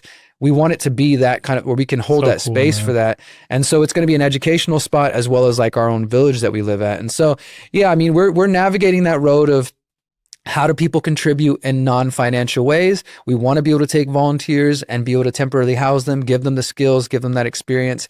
But I think each community is going to approach it differently. And so, I mean, in terms of trying to answer all these questions, I would just encourage people, visit other communities, ask questions about them, how they've done it, what's worked for them, what hasn't worked, because there's differences in environment, location, personal needs, your values and your principles, and what works for one community isn't going to work for another necessarily, right? But we take pieces of, like, okay, we like the way they're doing this. We're going to leave the rest of that out of there. And then we bring that into what we're doing. And the big picture vision that I originally wrote about in 2017 was that the Conscious Agora was going to be a network of communities that would be beautiful and diverse in all their own ways. Like, we're not a vegan community. I'm vegan. We have half vegans, some non-vegans. And we even had to have a lot of discussions about that. How do we deal with animals and all this sort of stuff? But the idea would be communities that are united by those three basic principles: permaculture, individual liberty, and mindfulness. Beyond that, they can be diverse and different. But just imagine that, being able to know that there's this network of communities that value that. So if there's another COVID or something else, these are the places they're not going to fall for collectivism or and giving up on these values, and that also are aiming to continue to grow. Because it's one thing just to get land and homestead, and that doesn't tell you a lot about a person's spirit. That's okay, great, you're growing your food, that's a piece of the puzzle, but what about your spiritual growth? That's equally important. So that's the big vision I have, is once we get this one done, I'm going to try to see where else we can go, or who else we might inspire. And maybe it's other communities that decide, hey, you know what, we're aligned with those values too. And I could envision in the future a listing of communities that are united by these principles. Dope, man. It's so cool. Yeah. So cool, man. Again, going back to that video, it's like, that just feels We're trying to bring that to life. That's basically what it comes down to. So cool. It's amazing. You want to talk about the People's Reset a little bit? Yeah, man. Well, so as the video kind of talked about a little bit there, in 2020, when the whole Great Reset thing's announced, summer 2020, John Bush and I are talking, and we're just watching all the online chatter. I'm sure you remember how much fear and panic and it was palpable. It was everywhere. Yep. People were just like, holy shit, what is going on? We knew vaccines were coming at some point. Lockdown, we're seeing all this authoritarian stuff. And John and I were just kind of brainstorming, spitballing of what can we do to actually give people tangible hope, not bullshit hope, not fake political stuff. Because again, there was an election going on around that time. And I had been a part of an online event called Event 202. You might have heard of it. It was I can't remember who organized it, but it was a good little 5-day thing. It was basically trying to recreate Event 201. It was the same kind of idea of okay, well, they met together to have their tabletop exercise of simulating this. What if we had our own simulation, Event 202? And they did a similar thing of okay, you guys talk about health and this and that. And I took inspiration from that idea and John and I's conversations, and we originally called it the Greater Reset. It's okay, well, they have their Great Reset. We knew that after Klaus had announced it in June, the WEF was going to be meeting in January 2021. That was going to be their full unveiling of whatever the Great Reset plan was. And so we decided, well, what if we meet in January 2021 and we meet for 5 days, just like them, but instead of the way they talk, top-down, technocratic, we talk about permaculture and health and parallel networks and building community and technology from the bottom-up grassroots perspective. And so that idea quickly came together, and I was in Mexico at the time, and we actually held the event in a different city, not where it is now. And John was in Texas in his computer by himself. There wasn't a Texas event yet, like the one that you eventually went to. It was just me, and I think 60, 70 people showed up in Mexico. And it was just that, hey, look, the world's going crazy right now. Let's get together and talk about solutions. And it was just kind of on a whim. We put some planning. We found a venue. We had a nice time. 60, 70 people showed up in person. 10,000 people watched 100,000, the first one, watched online. It was incredible. It just immediately, obviously lockdowns helped a little bit with everybody being home. Yeah. But also the name was so clever, dude. Well, we were tapping into that energy. Exactly. Yeah. And we, right away, we realized there's something here, because overnight we grew an email list of 80,000. We had 100,000 people tuning into the website, crashing the website from trying to watch it. And I'm in some tiny venue in this little beach in Mexico with 70 people, and John's in his desk in Texas. Yeah. But we made it work, and we were just people want this, people need this. So then we did another one in May 2021. So just a couple months later, I went back to the same city, and I think John still was just doing it at the desk. He hadn't started doing the Texas event yet. When we did it in May, it was just another good success. More people came to Mexico. It still wasn't quite where it is now, but it was, it was we could tell we were tapping into something, but it was still a lot of work. And we realized, why don't we just do this annually? So that's when we started doing January. So January 2022 was the third Greater Reset. And from January 2021 till 2024 or 2024, it was called the Greater Reset. And we were kind of on a trajectory that I had mapped out, because, we call the event an activation, especially once we got beyond the small, once it started to grow, because, like you, I've been invited to conferences and festivals and all different things, and they each have great things, and they also have some limitations. And what I wanted to do is take the best of some of those things, but not just have it even marketed as another conference or another thing. So we were brainstorming, what can we call it? And eventually activation came to me, and I was like, that's perfect, because like I was saying before, it's we want to motivate people, want to activate people, not to just be reactive, but to take action in your life. And so the first one was the Greater Reset activation. Then the second one, we called it expansion, and then co-creation, and then integration. And then the final one, that is the Greater Reset, was manifestation. That was 2024. And so it was sort of a trajectory that we had mapped out that we didn't really have planned from the beginning, but it ended up working that way. And by the third one, John started hosting events in Texas. And it was a really beautiful experience, but also technically challenging to have 2 live locations with 2 live audiences. It's a lot. Streaming directly to each other and online. And when it works, it's amazing. You're like, oh my God, I can't believe this is, but then as you can imagine, challenges come with it. And so when we concluded that trajectory of the Greater Reset, we rebranded as the People's Reset, and we decided to just do it in Mexico. And also in that year, 2024, this fellow named Dan Aston Gregory, he's a great activist in the UK. Him and I met in the UK when I went out there for a talk, and I brought him to Mexico, and he fell in love with the event, and he's got his own kind of movement out there. And so he was like, look, I'll help you bring this to the UK. My team will find the venue. We'll do all the legwork. You guys handle finding speakers, use your network. So we did the People's Reset UK a year ago, October 2024. And that was amazing too. It's the same thing. Hundreds of people from across Europe came, and we got to hear about a lot of their talented people working on things. And we've just, continued on. And so it's 5 days, 100% solutions focused. It's not a conspiracy conference. It's not a political event in any way. And the first day is liberate your mind, body, and soul. So that's health, and people interpret that a million different ways. The second day is permaculture and food independence, obviously related to food and growing food and all that good stuff. The third one's agorism and parallel networks. So that could be parallel food, homeschooling or education system, all kinds of different stuff under that banner. The fourth one is empowering technology. So that's, all the different things that fit under there, privacy tech, health tech.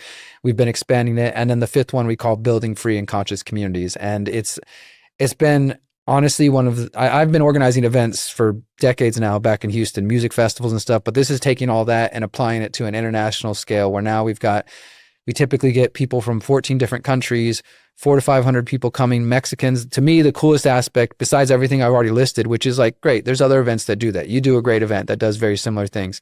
What I love about what we do that makes it different is that we purposely try to keep the prices very affordable, because I understand what it's like to be a broke activist who cares deeply but doesn't have a lot of money. And I also have been invited to speak at events where I couldn't afford to be there if I wasn't invited and being taken care of. And I want that person who might just be working a 9 to 5, who really wants to be there to connect, to meet you or to hear these ideas, but has to save every penny they have to be able to afford the ticket and the flight and the room and all the costs that come along with traveling.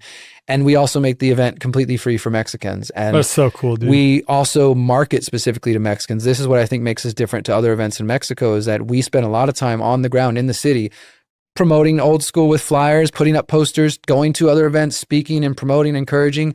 We have Mexican speakers. So every day this year particularly, there's going to be talks in Spanish and in English. And we work with this really awesome interpreting company that does live interpretation. So on the day you're going to be speaking, I think that's the day that has the most Spanish speakers. So for anybody who doesn't speak Spanish, they can go into the back of the room, check out a headset and hear everything live in English, and vice versa. For the Spanish speakers who don't understand English, they can hear every talk in English. And then we get those recordings. We release all the talks for free, all the English talks, all the Spanish talks. They're on the I think we have the largest archive of solutions-focused talks on the internet. We have every single talk from the Greater Reset 1 through the People's Reset. We've done 8 of them now, including the one in the UK, and they're all available for free. And all the Spanish ones from the last 4 years are available on our Spanish channel as well. And so we're very much trying to build an integrated movement, because as I'm sure you know, I mean, I think we might've talked about this a little last time, like most of the freedom movement in the world seems to be in the English speaking world, whether we're talking about the US, Canada, Western Europe, Australia. But the reality is there are a lot of other awake people in other languages. Obviously, if you don't know those languages, we're not connecting to them. We're not seeing them. We're not knowing them. But as you've got to travel, I'm sure you're meeting more people internationally. Dude, I had someone come up to me when I was in Australia telling me they came from Japan to the event. They were like, you are very popular in Japan. I'm like, bro, what? Need to do a Japanese tour, huh? It's like, what? It's so cool though to meet these other freedom family around there. And we find the same thing in Mexico. The more time we've been living in Mexico and traveling and meeting other people, whether it's permaculture, whether it's crypto, decentralized tech stuff, people who are just, their content's not in English. It's just in Spanish. And so how do we build that bridge, right? This is, to me, is how we take the freedom movement to the next level, is we get beyond just English. Like Spanish is the top, I think it's second or third behind English. All of Latin America, of course, Spain, lots of the US, lots of Canada, so getting content, like not only their content into English, but vice versa, getting your stuff translated into Spanish. Think about that, man. Think about the first documentary you watched that really just set you off on a new path. And think about the fact that a lot of that content has never been translated to Spanish. And the power that it could have for the first time being translated to a new language, if it was to go just as viral, but in a completely different language. Oh my gosh. So we've been building this like integrated movement. We make the event free for Mexicans. We do the live translation so that they're encouraged to come. We're having Spanish speakers every day. And this year we're putting even more effort into the music side of things. So we've got some really well-known international touring artists, Dub FX and Natalie Rise, who are also on the same level as we are. In fact, I've been listening to Dub FX for over a decade. And when I got to bring him to the UK event, he immediately fell in love with our community because he's singing about this stuff and in his music, but he goes to all kinds of big festivals and some of the crowd might get it. Some of them are just there to dance. But when he met our community, he's like, oh my God, this is the people you're the people I've been making the music for.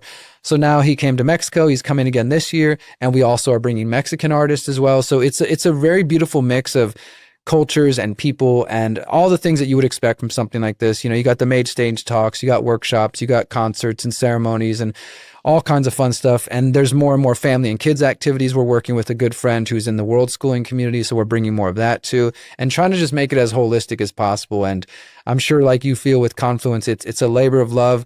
People don't realize that a lot of events aren't really huge money-making ventures. Dude, not at all. But when you step back and you see the connections being made and you see and you hear, I mean, I just this January at our last event, this woman came up to me, said she's from New York, concrete jungle, always feeling alone. And she's in tears of just how welcome she felt and how she finally feels, just like that. And I tell them, that's why. This is why I'm doing it. That's why, when man. Me and Miriam are like at the house, like stressed out, like, oh my God, we got a million things to do. It's all worth it once it comes together, And thankfully we have been able to move the event to the point where we're able to pay ourselves a little bit for our time. We're still not, making a huge profit or anything, but it's enough to continue to do it. And my vision is to at least take this to 2030, because again, like our event is very much an activation. I even tell our own audience, like, look, if you're coming here every year, but you're not changing your life, you're not really getting why we're here. Amen. I want you to come back. I want you to attend one year and learn all this stuff and then apply to be a speaker next year and come on the stage and tell us how you changed your life and did all this amazing stuff. Like that's the idea, is that people are coming, they're having a great time, but then they're going home just feeling lit up and just ready to go implement the ideas. Like that's the vision of the People's Reset for sure. Amen, man. Amen. And that's what makes it different than that's one of many things that makes it different than a typical conference, right? Or like a retreat. You go and you experience it and you're like, oh, I love this. And you just go back to your normal day to day. It's like going into a space that is fundamentally paradigm shifting for you, that activates you to engage differently in your life when you get home. That's how you know the event is incredibly impactful. Yeah, and it's been a reward, man. And I definitely will say, I know there's a lot of people excited to have you out because, like I mentioned earlier, you got to go to the Texas event when John was hosting that, and I'm glad John was doing that because I know for some people, Mexico, because of propaganda or other reasons, they're still not ready to come. Yep. But I invite everybody to come. Morelia is a beautiful, safe city, historic, lots of different interesting history, especially alternative history. If you're into some of that, the cathedrals and stuff, I think you'll find really interesting. I will love that. But it's a beautiful place, culturally rich, and it's just it's so impactful. So I know a lot of people are excited to have you in person to come experience. And I'm excited because I haven't got to go to Confluence yet, but I know that we're both aiming in the same direction. And I imagine when we will get you there for sure. That you'll have, you'll feel what we're doing and be inspired in the same way that, I'm inspired by watching what you guys are doing, what they're doing with Music and Sky and elsewhere. Because I think that this is the next stage of different events that are different from, like you said, standard retreats or just the conference, sit and listen to people all day talk. And there's value in each of these things, but like, I don't know, it's not enough to just go and experience those things and then go back to your 9 to 5 and nothing changes. And like, if you're not coming home feeling like inspired, and what I love is I look out on the audience and people are taking notes. They're deep into it. They're just excited. And that's, I think, how we're going to change the world. Amen, man. So well said. I'm stoked to be there, and thank you for inviting me, man. Yeah, I'm super stoked for it. I'm really stoked to check out the cathedrals now too, because I've been obsessed with the Tartaria. There's definitely that's why I mentioned it, because there's definitely some friends who come there and got their theories. There's giant doors for sure. Okay, that's going to be cool to see. There's a recent poll that I put out on all my social media channels, and 95% of people responded that they're struggling to find their health and freedom community in person. And don't get me wrong, these platforms, these devices that you're listening to or watching this podcast on right now are great for helping to disseminate information, helping us, find like-minded people to validate us, but they are not a replacement for real in-person community.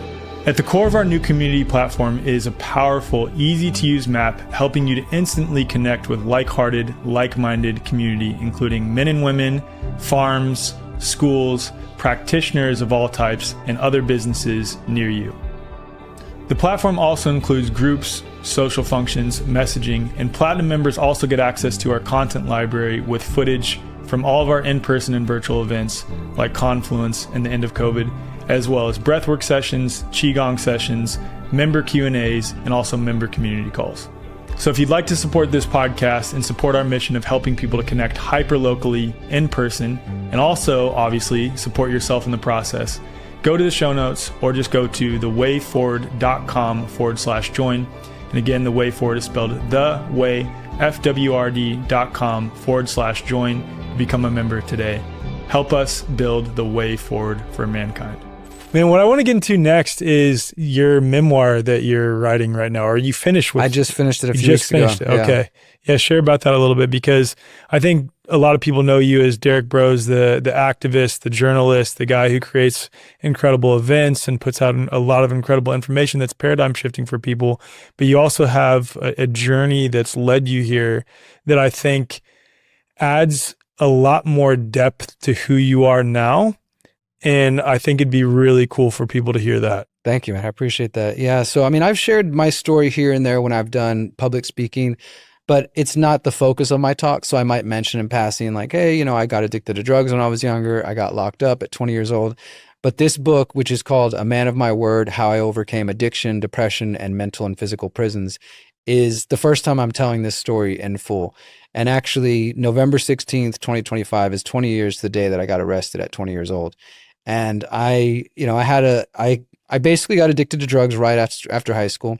I went into community college and started doing all that, just instantly started drinking and burying all my problems in booze and drugs. And at first it was just fun partying with friends, you know, taking some ecstasy, doing some pills here and there. But very quickly I got pulled into coke and then eventually crystal meth. And within a few months I was homeless I was pulled into this whole criminal underworld, and then ended up living in a crack and meth house and was able to get myself sober, but I was still kind of in that world, and I ended up getting arrested while I was dealing drugs. And that was really like the first awakening. That this is before I was ever really paying attention to politics. I mean, after high school, I was in a band. I was anti-Bush. I voted one time in my life, and I voted for Kerry because, well, he's the opposite of Bush, right? But beyond that, I wasn't really political or awake in any other kind of ways. But this was my first real awakening. It was getting locked up. It was finding myself in prison, turning 21, after being angry my entire life for my father being in and out of prison my whole life for his drug addiction. And that was a real kick in the nuts. It was like, okay, I've been pissed off with this dude my whole life, and here I am doing the same thing, you know? And my family, the Broze side of my family and my mom's family, the Sanchez family, there's intergenerational drug and alcohol trauma, you know? Some of it, I think, goes back to the native heritage and drugs and alcohol.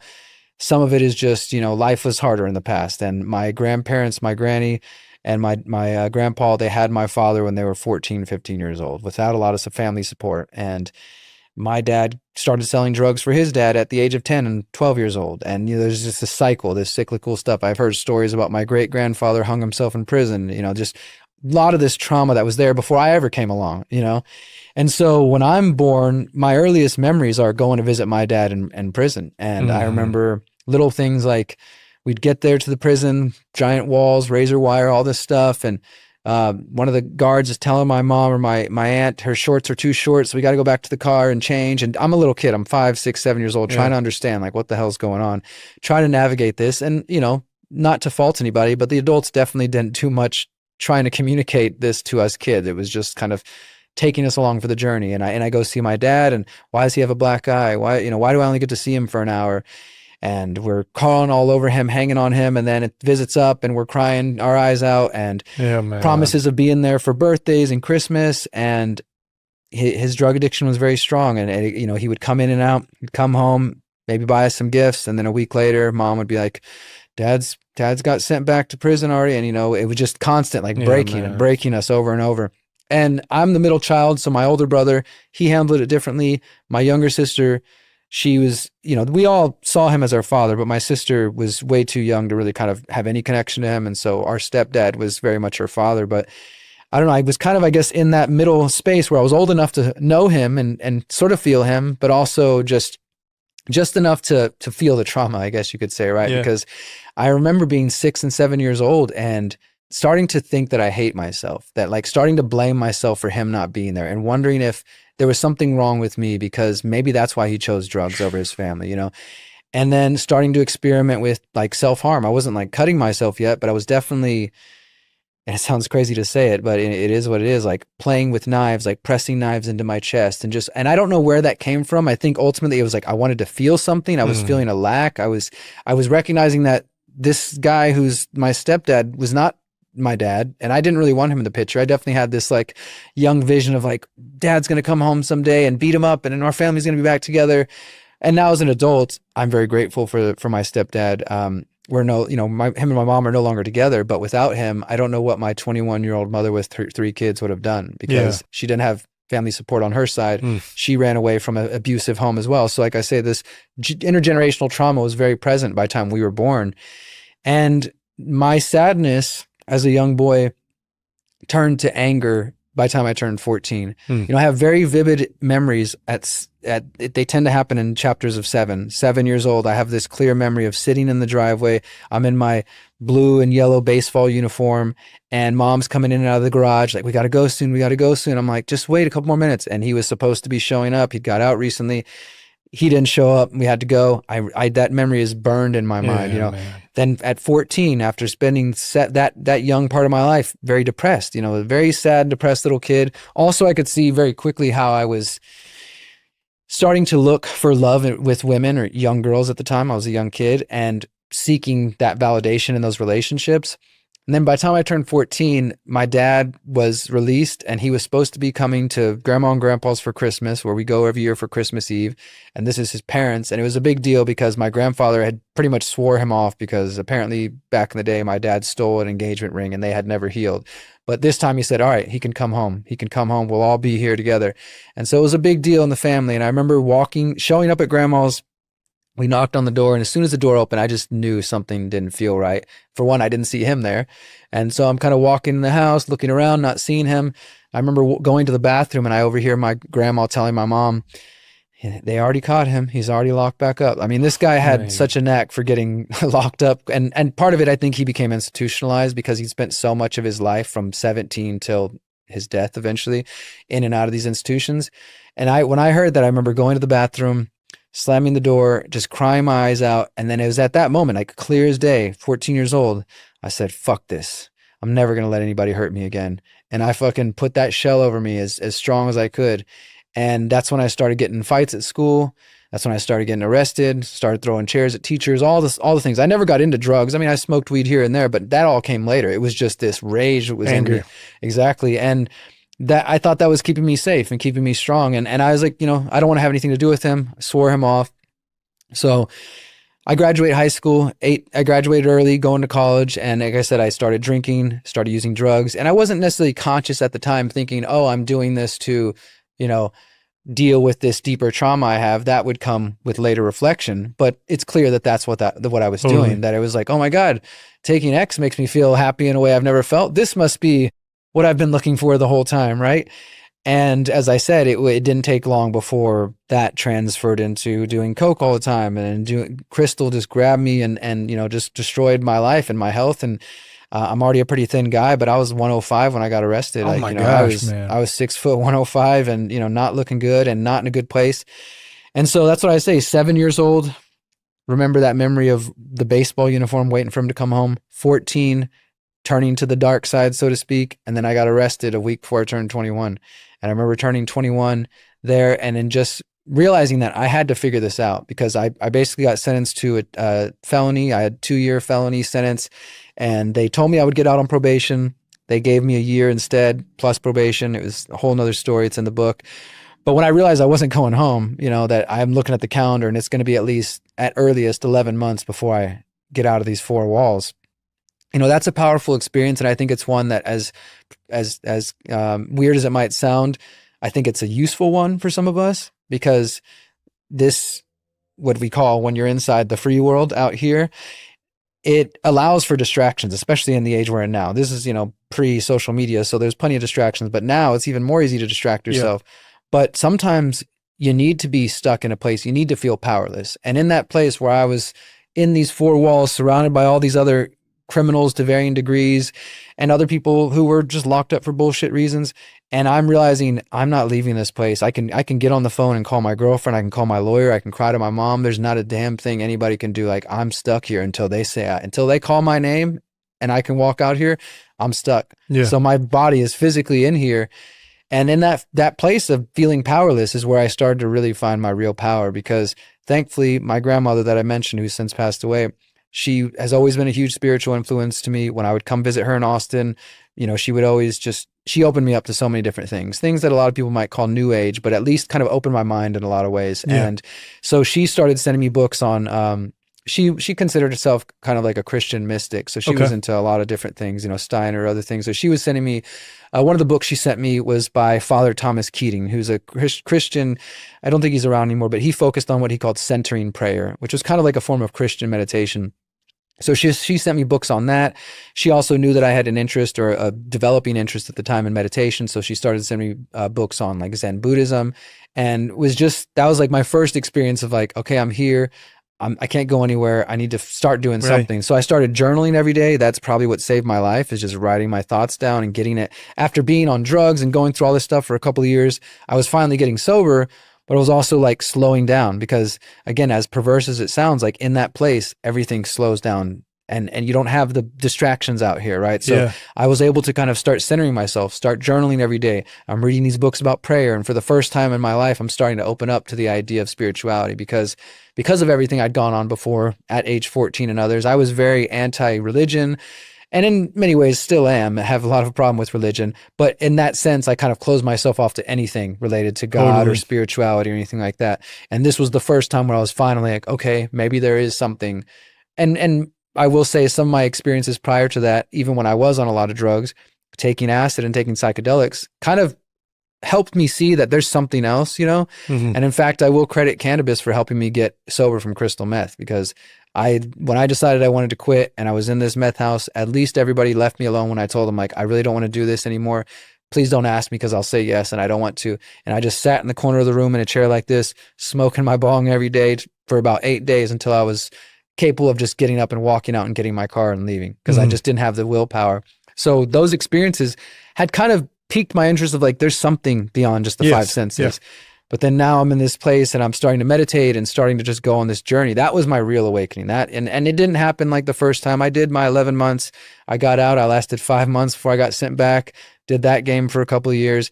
By the time October 2008 came about the month before Obama got elected, I was being released for the final time. When it was all said and done, I did 19 months in Texas institutions, and I'm a felon according to them. And that was like a weird place to be getting out, but it was also eventually led to the activism, because when I got out, now as a felon, I'm having to apply for jobs all over the place.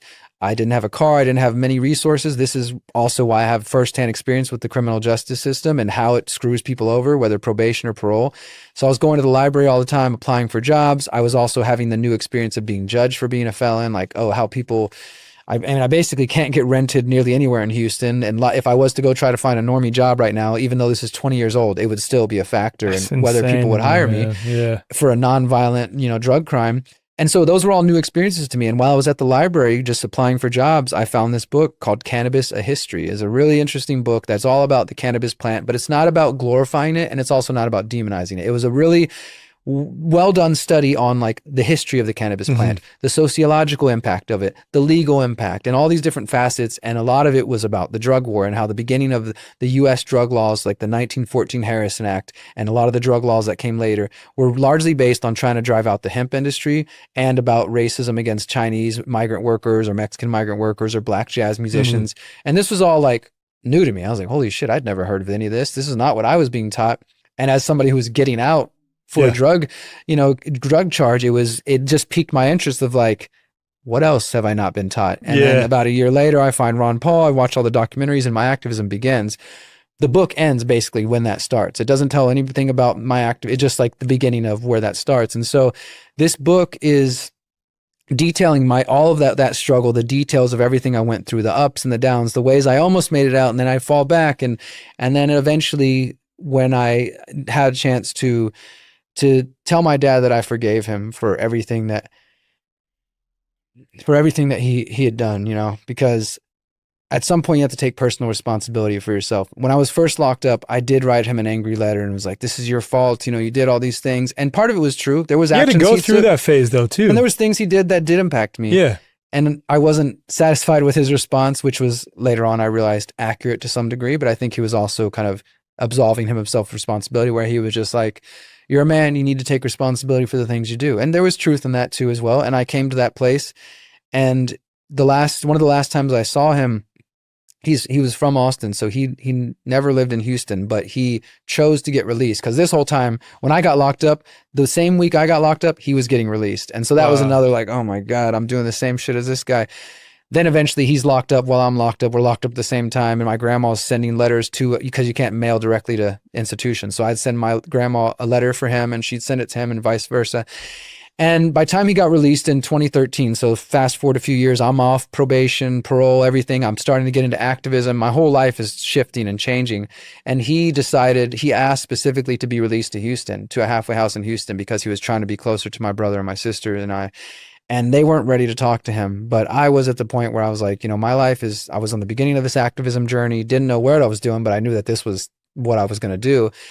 And he said he would be there, and I made an appointment with him. I biked across downtown Houston, went to go meet with him. And you know, it's like talking to a stranger, basically. It's like, you know, this is who I am today. This is everything that I care about. This is what I'm doing. And this is a guy that like has been locked up in and out since the 80s. Didn't really understand even the internet, much less computers. Like, so some of the things I'm saying are going beyond his understanding, but he still was just like, I can tell you're passionate about this. You know, I appreciate, you know, what you're doing. But what's most important was for me to tell him that, like, I forgive you. Like, I don't want you to hold on to anything anymore, because everything happened for a reason. All of that shit had to happen. I don't know why. I don't know why that was my soul's path, but I'm grateful for it. And I have no shame in sharing this story. But I needed him to know that more than anything. I wanted him to know, like, I know you, because he had his own trauma from his dad and things he was carrying. And then, of course, the compounding trauma of not being there for his children and then his grandchildren after that. And so I just needed him to know that everything happened for a reason, and I forgive you. And I don't want you to have any guilt for whatever happened from me, at least from me. You need to talk to my brother and sister separately, but from me, let that go. I'm okay. My life is going good now. And because of you, I'm in this place now where I can share this story. And he ended up staying. That was the longest he'd been free for my entire life. And unfortunately, in July 2018, he died of a drug overdose in a hotel in Houston. And he stayed sober for a good long time, but he kind of went back to some of his old habits. And, you know, ultimately, people have to make their own choices. You know, I had to make my choice to do this. There's nothing anybody else could have said to me, and plenty of people tried to help me. And unfortunately, I've had 5 to 10 other friends who've died from drug overdoses, family members and friends. And I've been on both sides of that equation. And I know that ultimately a person has to make that choice. Yeah. You can give them all the money in the world, all the hugs, all the crying, all the whatever. If they don't want to make the choice, they're not going to. And I've realized over the years, as I give my talks about exit and build, when I share that little bit of my story, somebody will always come up to me and say, oh, my son's dealing with drug addiction right now, or I had my own drug addiction, or I've never touched drugs a day in my life, but this is the way that I'm struggling, and thank you for sharing that. And so I've known that I was going to write this story, and I've had it planned to write it on the 20th anniversary. And as I actually went in and started writing it, and it turned into 30 chapters of just describing my arrest and reflection on this, and also reflecting on the criminal justice system and how some of my first experiences with racism were in there, and my own questions about my own, you know, ethnicity and where I fit in, and all. Just there's so much connected to this. And another big piece was like the mental health aspect, that there were times when I was younger, because of the ways I was acting, because of the example I'd been shown by my dad, which is people lie and it's just normal. People will say whatever they want and then do the exact opposite. So you should do the same. So for a long time, I adopted that strategy, and maybe not in a conscious way, but I just figured I can do whatever I want. I was a cheater. I was a liar, and probably nearly every relationship I've ever had up until my early 30s, until the current one I'm in right now. And that's not his fault, but I learned some of these traits of like, you can just do whatever. And there was periods of time, as I discuss in the book in depth, that I started to question whether I was a sociopath, because I learned about that concept, this idea of people who either have little or no empathy, or, incapable of experiencing compassion, et cetera. As I remember, and this is in the book, when I first looked that up and started to like, wow, is this me? Like, and then over time, I don't believe that was true. I think believe the fact that you're questioning whether you were, that indicates that it's not true. Well, so that's what they say about like narcissists. If you're like questioning like, holy shit, could I be narcissistic? I've since come to believe, I recently actually read a memoir by another woman while I was writing my memoir. It was kind of inspiration. That's just called Sociopath. And it's a very interesting book. I encourage people to check it out. And she believes there's a spectrum. And I think that's probably true. I think that's how it is with most of these things. A spectrum of, narcissists and sociopaths who would be fully incapable, and then others who might have some level of awareness of like they're doing things, or at the very least, at a practical level, when I do this, it causes harm and that creates trouble for me, so don't do it. Not necessarily because they care about the people. Yeah, not because of the empathy. But so I went on that journey though of asking myself those questions, and in the book, and I won't ruin some of the things I share at the end, but I started to kind of now as an adult in reflection, like looking back, I mean, I was cutting myself quite a bit. I learned it from other places. I have 2 giant scars that are covered up by this tattoo that I just covered up this year as a way to kind of let go of, and like, I've worn them for a long time without shame, but now it's like, I'm ready to move that on. And even as weird as it sounds, I'm writing this memoir, but part of writing this memoir and putting it out is also, I'm ready to let go of this story. Like, this isn't going to be who I am forever. Doesn't define me. That like, yeah, exactly. It's a great story and I love to share it, but I don't want to spend the rest of my life telling people, oh, I'm a former addict, this and that. It's a piece of who I was, and it's helped me get to this point. But now that it's going to be in print soon, and I'm sharing it with the world, I want it to help other people, and then I want to kind of let go of it as well. And the other thing I see is that as my activism, like I was saying earlier, with it shifting towards permaculture in a lot of ways, I want to make addiction part of my activism and my journalism too, because there's so many people who are addicted in our movements, whether they're addicted to porn, drugs, alcohol, and we can all come together and have a good time at the freedom thing. And I've had friends who I've known, who I knew from different freedom events, and I've known for years, who then turn around and their liver collapses because I never thought about it. But every time I saw them, they did have a drink in hand. Yep. And, there's these struggles that we're, even in our awakened conscious circles, that there might be fear and shame to talk about. And I see it, it's funny because I see it when I tell somebody like, oh yeah, I used to be addicted to crystal meth. I'll see on their face, like they're embarrassed for me or something. I'm like, it's okay. I'm fine. Like, I don't have anything about, but you can kind of see it like that. We're not supposed to talk about those things out loud. It's like, ooh, that's it's not like, because that's a pretty bad drug, right? That's not like, okay, I smoked too much weed or something. It's like, no, I was hooked on crystal meth. I was living in a crack house. Like, it is what it is. I had to go through that.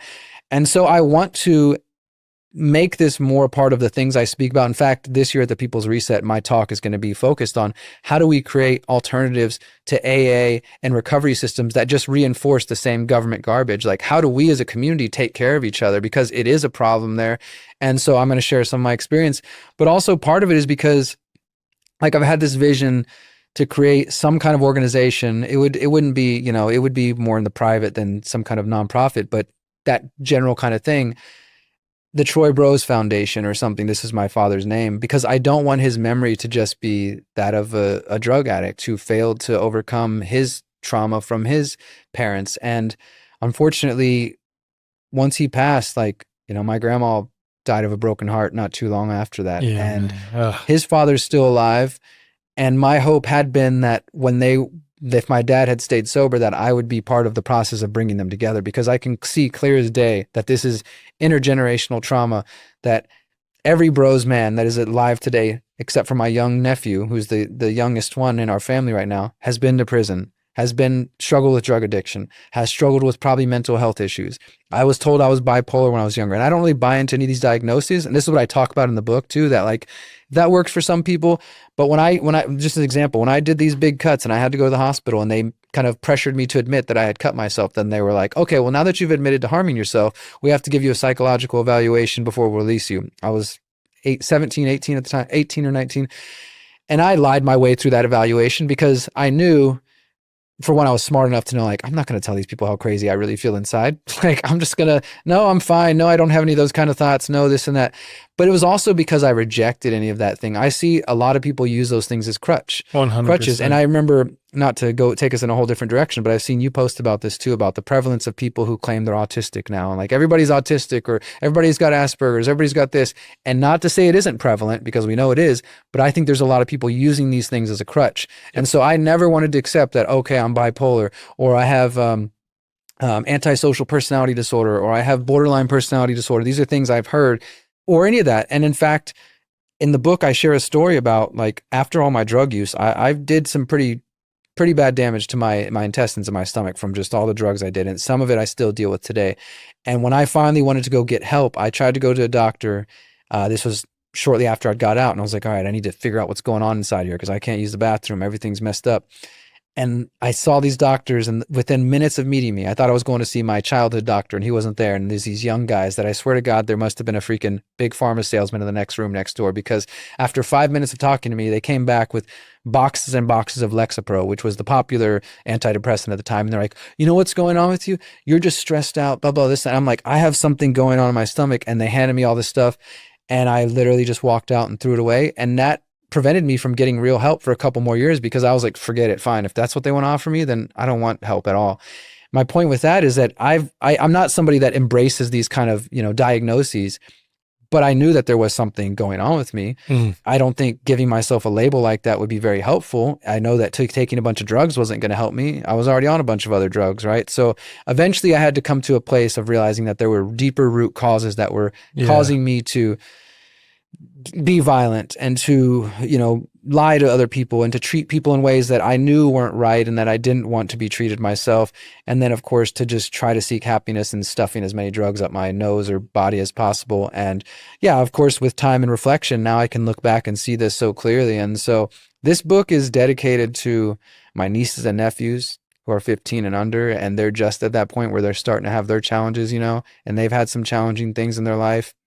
It's dedicated to my father, who lost his life to drug overdose, and to anybody else who's like really dealing with that. So when this book comes out, it'll be out by Christmas if everything goes well. I'm working potentially with some publishers, but if not, I'm going to self-publish and do it the way I normally do and just put it out there. And I hope that anybody who reads it, finds value in it, and that if they know people who are struggling, that they can give it to them and at least show them like that there is another side. There is hope on the other side.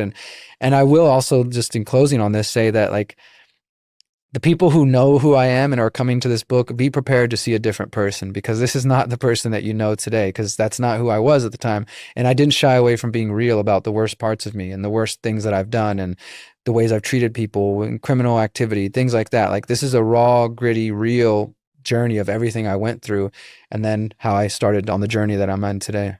I appreciate that, man, because like I said at the beginning, it gives you depth. It shows, it's validating for other people, like that you have been through the depths of darkness and you can come out and be one of the best people I know. Like, that's incredible, man. I appreciate it. It really that, is brother. like the hero's journey, dude. It's super cool. Yeah, I mean, it was such an interesting feeling as I'm like writing it and going through, and it was definitely, there's, I'm tearing up as I'm writing it, and like, because I'm reliving some of these things and just like, fuck, I went through that, or thinking about the ways I was treating certain people. And like I said, I mean, that I definitely built a bad reputation up for myself in some parts of Houston from that time of my life. And I recognize that there are things that I've done in the past, but I also refuse to let other people hold me in the past too, because I know I'm not the person that I was 20 years ago, 15 years ago, 10 years ago, 5 years ago, and that I had to go through those things to be able to share this with other people. And yeah, it is what it is. I don't feel any shame in anything. And it's just, I'm excited though. I'm really excited to share this part of my work, because it's different. And that's why I appreciate you giving me the chance to talk about it, because I know that I've been thinking about this as I'm getting ready to release it. I'm like, how am I going to market this when most of the people who know me want to talk about Palantir or these other things, which I care about, obviously, and talking about my personal story might not be the thing they care about or they want to hear about. But I appreciate you, giving me space to share about it. Yeah, man. I mean, I have my own journey and I still need to make an episode like sharing my whole experience, but I'm excited to share my whole experience too. And mine wasn't like drug related, but I went through a lot of crazy ass shit when I was younger too. And I think I look back on all that And I'm incredibly grateful for it because it's made me who I am today, and I can relate to other people, and it can be medicine for other people too. I see That's the that in main you, man. thing, I dude. just, from the few posts that I've seen you here and there talk about, some of your own journeys with sports and other things. Like and I think that's, even our journeys are different. I think that there's a kindred connection there because of those journeys, and that's what makes us stronger. Amen, man. One more question for you, and I got to ask this one because Sure. someone asked me to. I'm ready for it. What is your position on the no virus thing now? I'm ready for it. I knew this one was coming. No, I saw the question in the chat. So I guess what I want to say to clear that up is that I think that a lot of people took my questioning of different people, James Corbett, McCullough, Dell, and other people during COVID, as me trying to take a hard stance on one side or the other. And I'm sure because some of the comments I made at different times, which were more flippant, like it gave people the perspective that I was completely against saying there's no viruses or even asking those questions, which was never my intention. So if anything, it's probably more my fault than anybody else's. But my whole goal with, in fact, it's interesting to me because I felt like I was doing you guys a favor by keeping that question in the discussion, by asking people who are influential, like James Corbett and all these others, what do you think about it? Instead of trying to act like it wasn't going around, which I think what a lot of other people were trying to do is like, hey, let's just not even talk about that whole thing. I think I've probably read and watched everything you've done on it. Mike at Virology, read so much of his stuff. Sam Bailey. I think people don't realize how much I've actually looked at the topic, and that it was never me coming from a place of dismissal or anything. Got it. And I think because I've remained more agnostic or skeptical, and that's just who I am, especially like with anything, if I'm going to like champion a cause, I need to assuage myself of any doubts that if I'm going to put myself on there, just like in the same way I see yourself, like I know that you take those stances that you do because you feel confident defending them and debating them. Yep. And it was never that I was, because the criticism I'll get is people will accuse me of being like a germ theory propagandist or something, as if I think that's ridiculous. I don't think you are. And so I've done documentaries and reports on the Flexner Report, the Rockefeller's influence of the medical industry.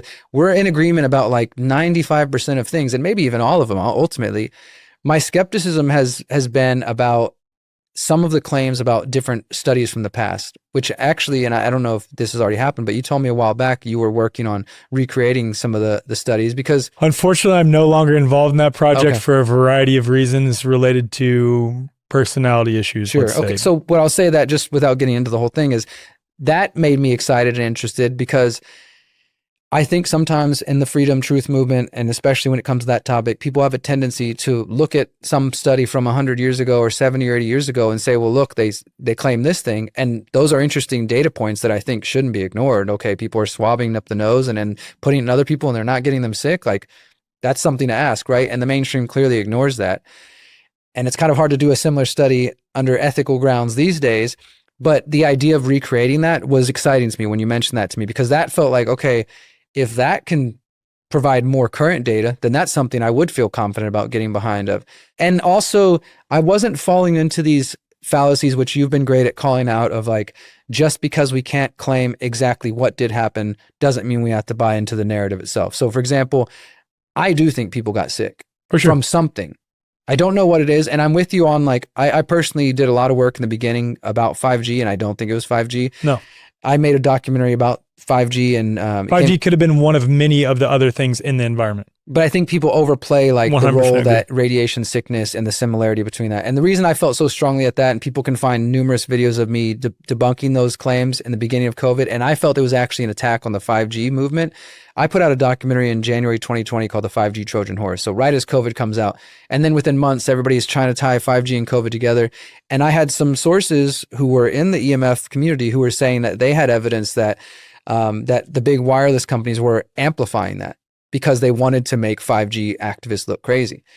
I don't know if that has anything to do with it specifically, but so I've always had skepticism to that. So, but when you talk about bioresonance and these other things, I'm on board with all that. I don't downplay these things. I'm very open to all this stuff and have experienced stuff like this in my own life.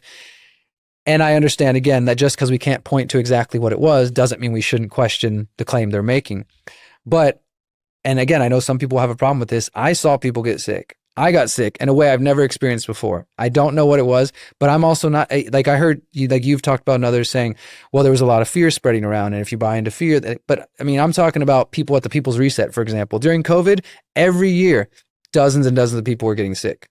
Like people were coming from all over the world during COVID times, hanging out.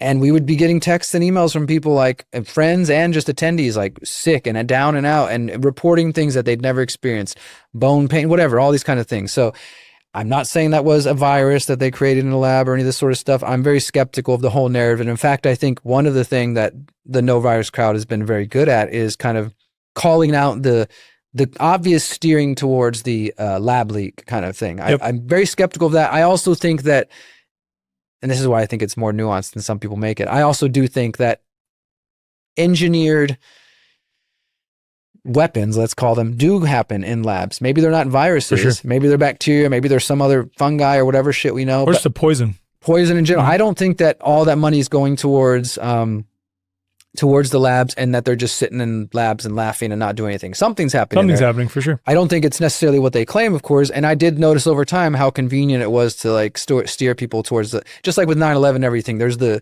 False dilemma. Exactly. Like here's the thing the mainstream says, and here's the alternative theory that says, and maybe it's a third position that we're not even looking at, right? So I'm all on board with like asking those questions. I guess that there are people, I think, and maybe you'd even be willing to admit it, that are rabid about this and can't have a nuanced discussion like Dude, this. I had people, so this is funny, because the project that I used to be involved in that was not doing different quote unquote contagion studies, but rather doing the same viral isolation technique, except for they weren't using any sample of sputum. I used to be involved in a project related to that, and I won't get into too many of the details because I've already discussed it elsewhere.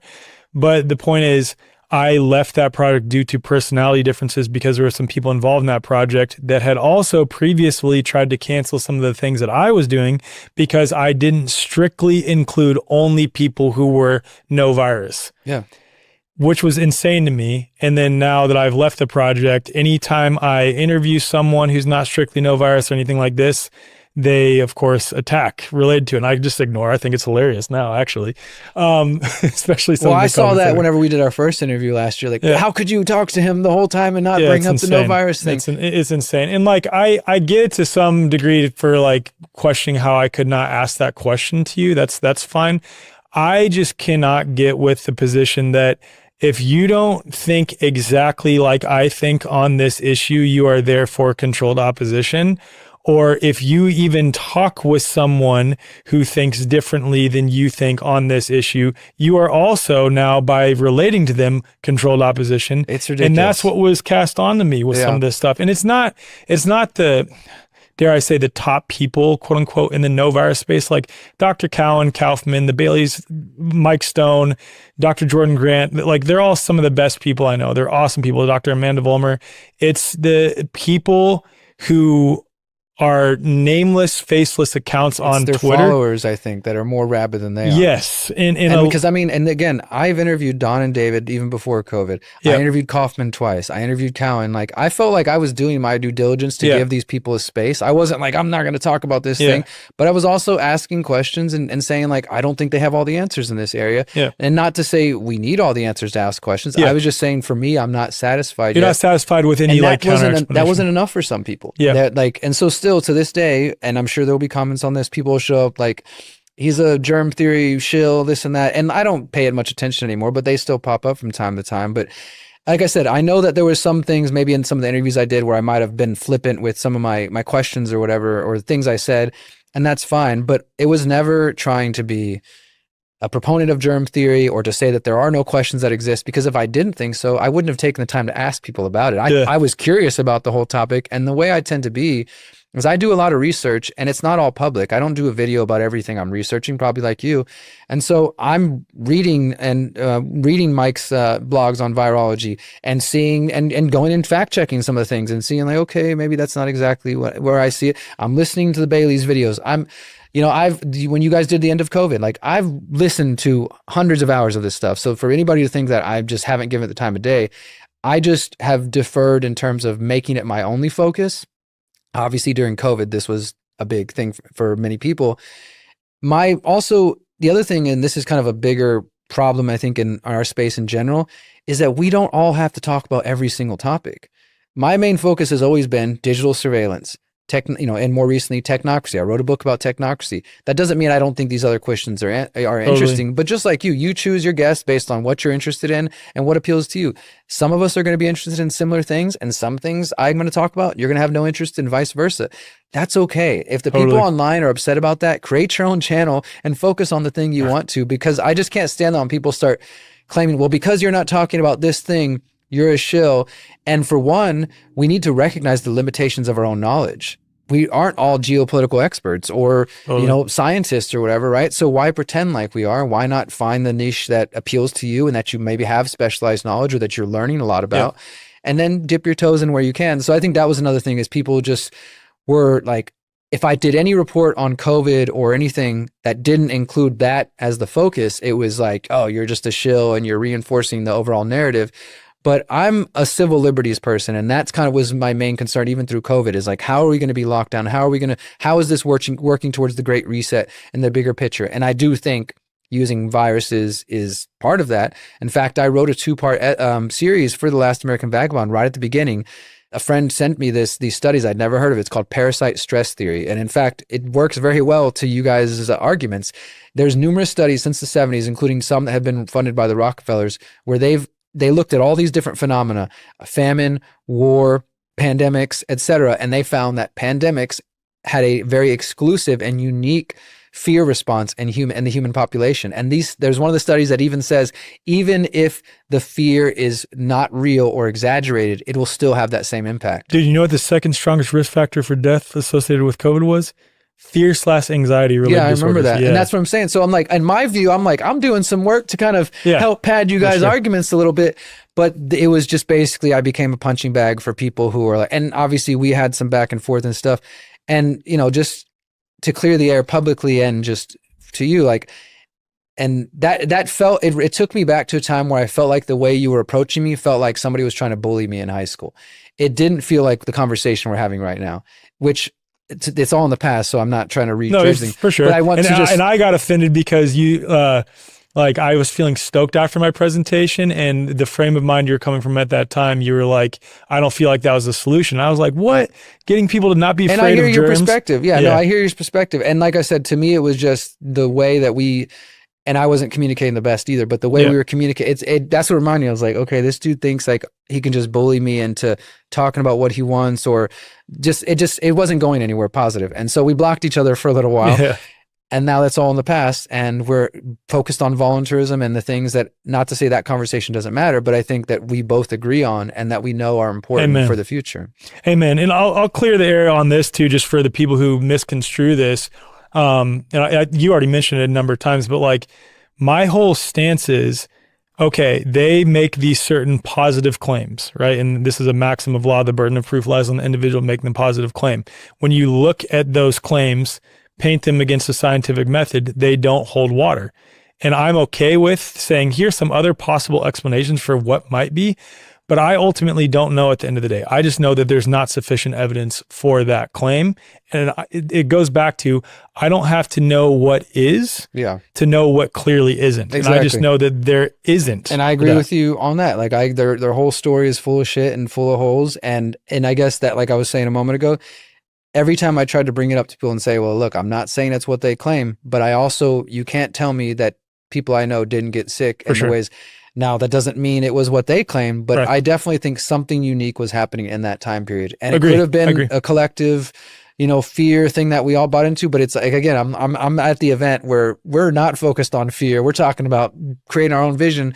And yet people got very, very sick. Something happened. Do you ever have a long period of time where you're working on a project and then you finally finish the project and then you get sick? Oh, absolutely. That happened to me. Well, think about that then, like where people are like stressed at where they are at home, and then they're changing terrains, changing humidity environment, changing weather patterns, immediately, abruptly getting to a place. That was one of the things that I had said, not to keep going with it, but just that is one of the things I had said to Cowan in our discussion, was that, is there a room for it to be a combination of these things, whether you call it germs or something else. But because I believe that the terrain matters, I've experienced this. I'm with you guys on terrain and the importance of that.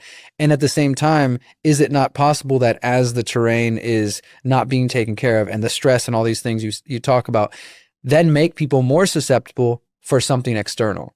It's possible. It just goes doesn't back mean it's to a germ or that yeah. it's even been proven. I'm just saying, like, maybe there's some level that there is what, and again, something could have been engineered, whether in that lab or somewhere else.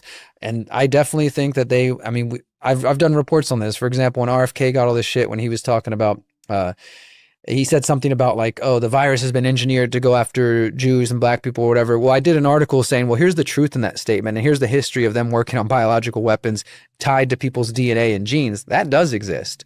So there definitely are external weapons. They're at least attempting to. Whether we call them germs or something else. And I'm not saying it's, what they claim. But so that was my point, is maybe it's both. Maybe our terrain is obviously important, and then that could make us, a weakened terrain could make us more susceptible to external stimuli. But I don't claim to know all of it, and I was okay with that. That's my point. I was like, I'm okay with not knowing. Yeah. If you feel confident to say what happened, great, but why beat me up over saying I just don't know, and I'm not going to necessarily wave that flag? That's a fair take, and I think that's where, again, people misconstrue what we're saying too. And there is some people who take it to the extreme, and they're making their own positive claims regarding what it was, whereas most of us are just saying it's clearly not that. Here's some other possible explanations for what it might be. And I'm open to all that. I'm open to all that. Yeah. I had to ask that one because I'm glad shout you out did. to Dawn Lester, because I saw the comment before I got here, so I figured it was coming at some point. I'm Yeah. open to everything, man. So yeah, man. Well, I don't know how long we've been going, but thank you for joining me, dude. This is awesome, and I'm stoked to be at the People's Recess. So thank you for including me, man. I can't wait to have you, brother. Thanks for having me again. And thank you for sharing your journey too. Like, I think that is such an important piece. I don't know if it's just something that hits home for me in having a past that is, let's say, pretty traumatic, and then to go on that hero's journey path and to be the person you are now. Like, that's the coolest thing to me, man. So thank you for sharing that on this platform. It's really cool. Thanks for giving me the platform, brother. Yeah, man.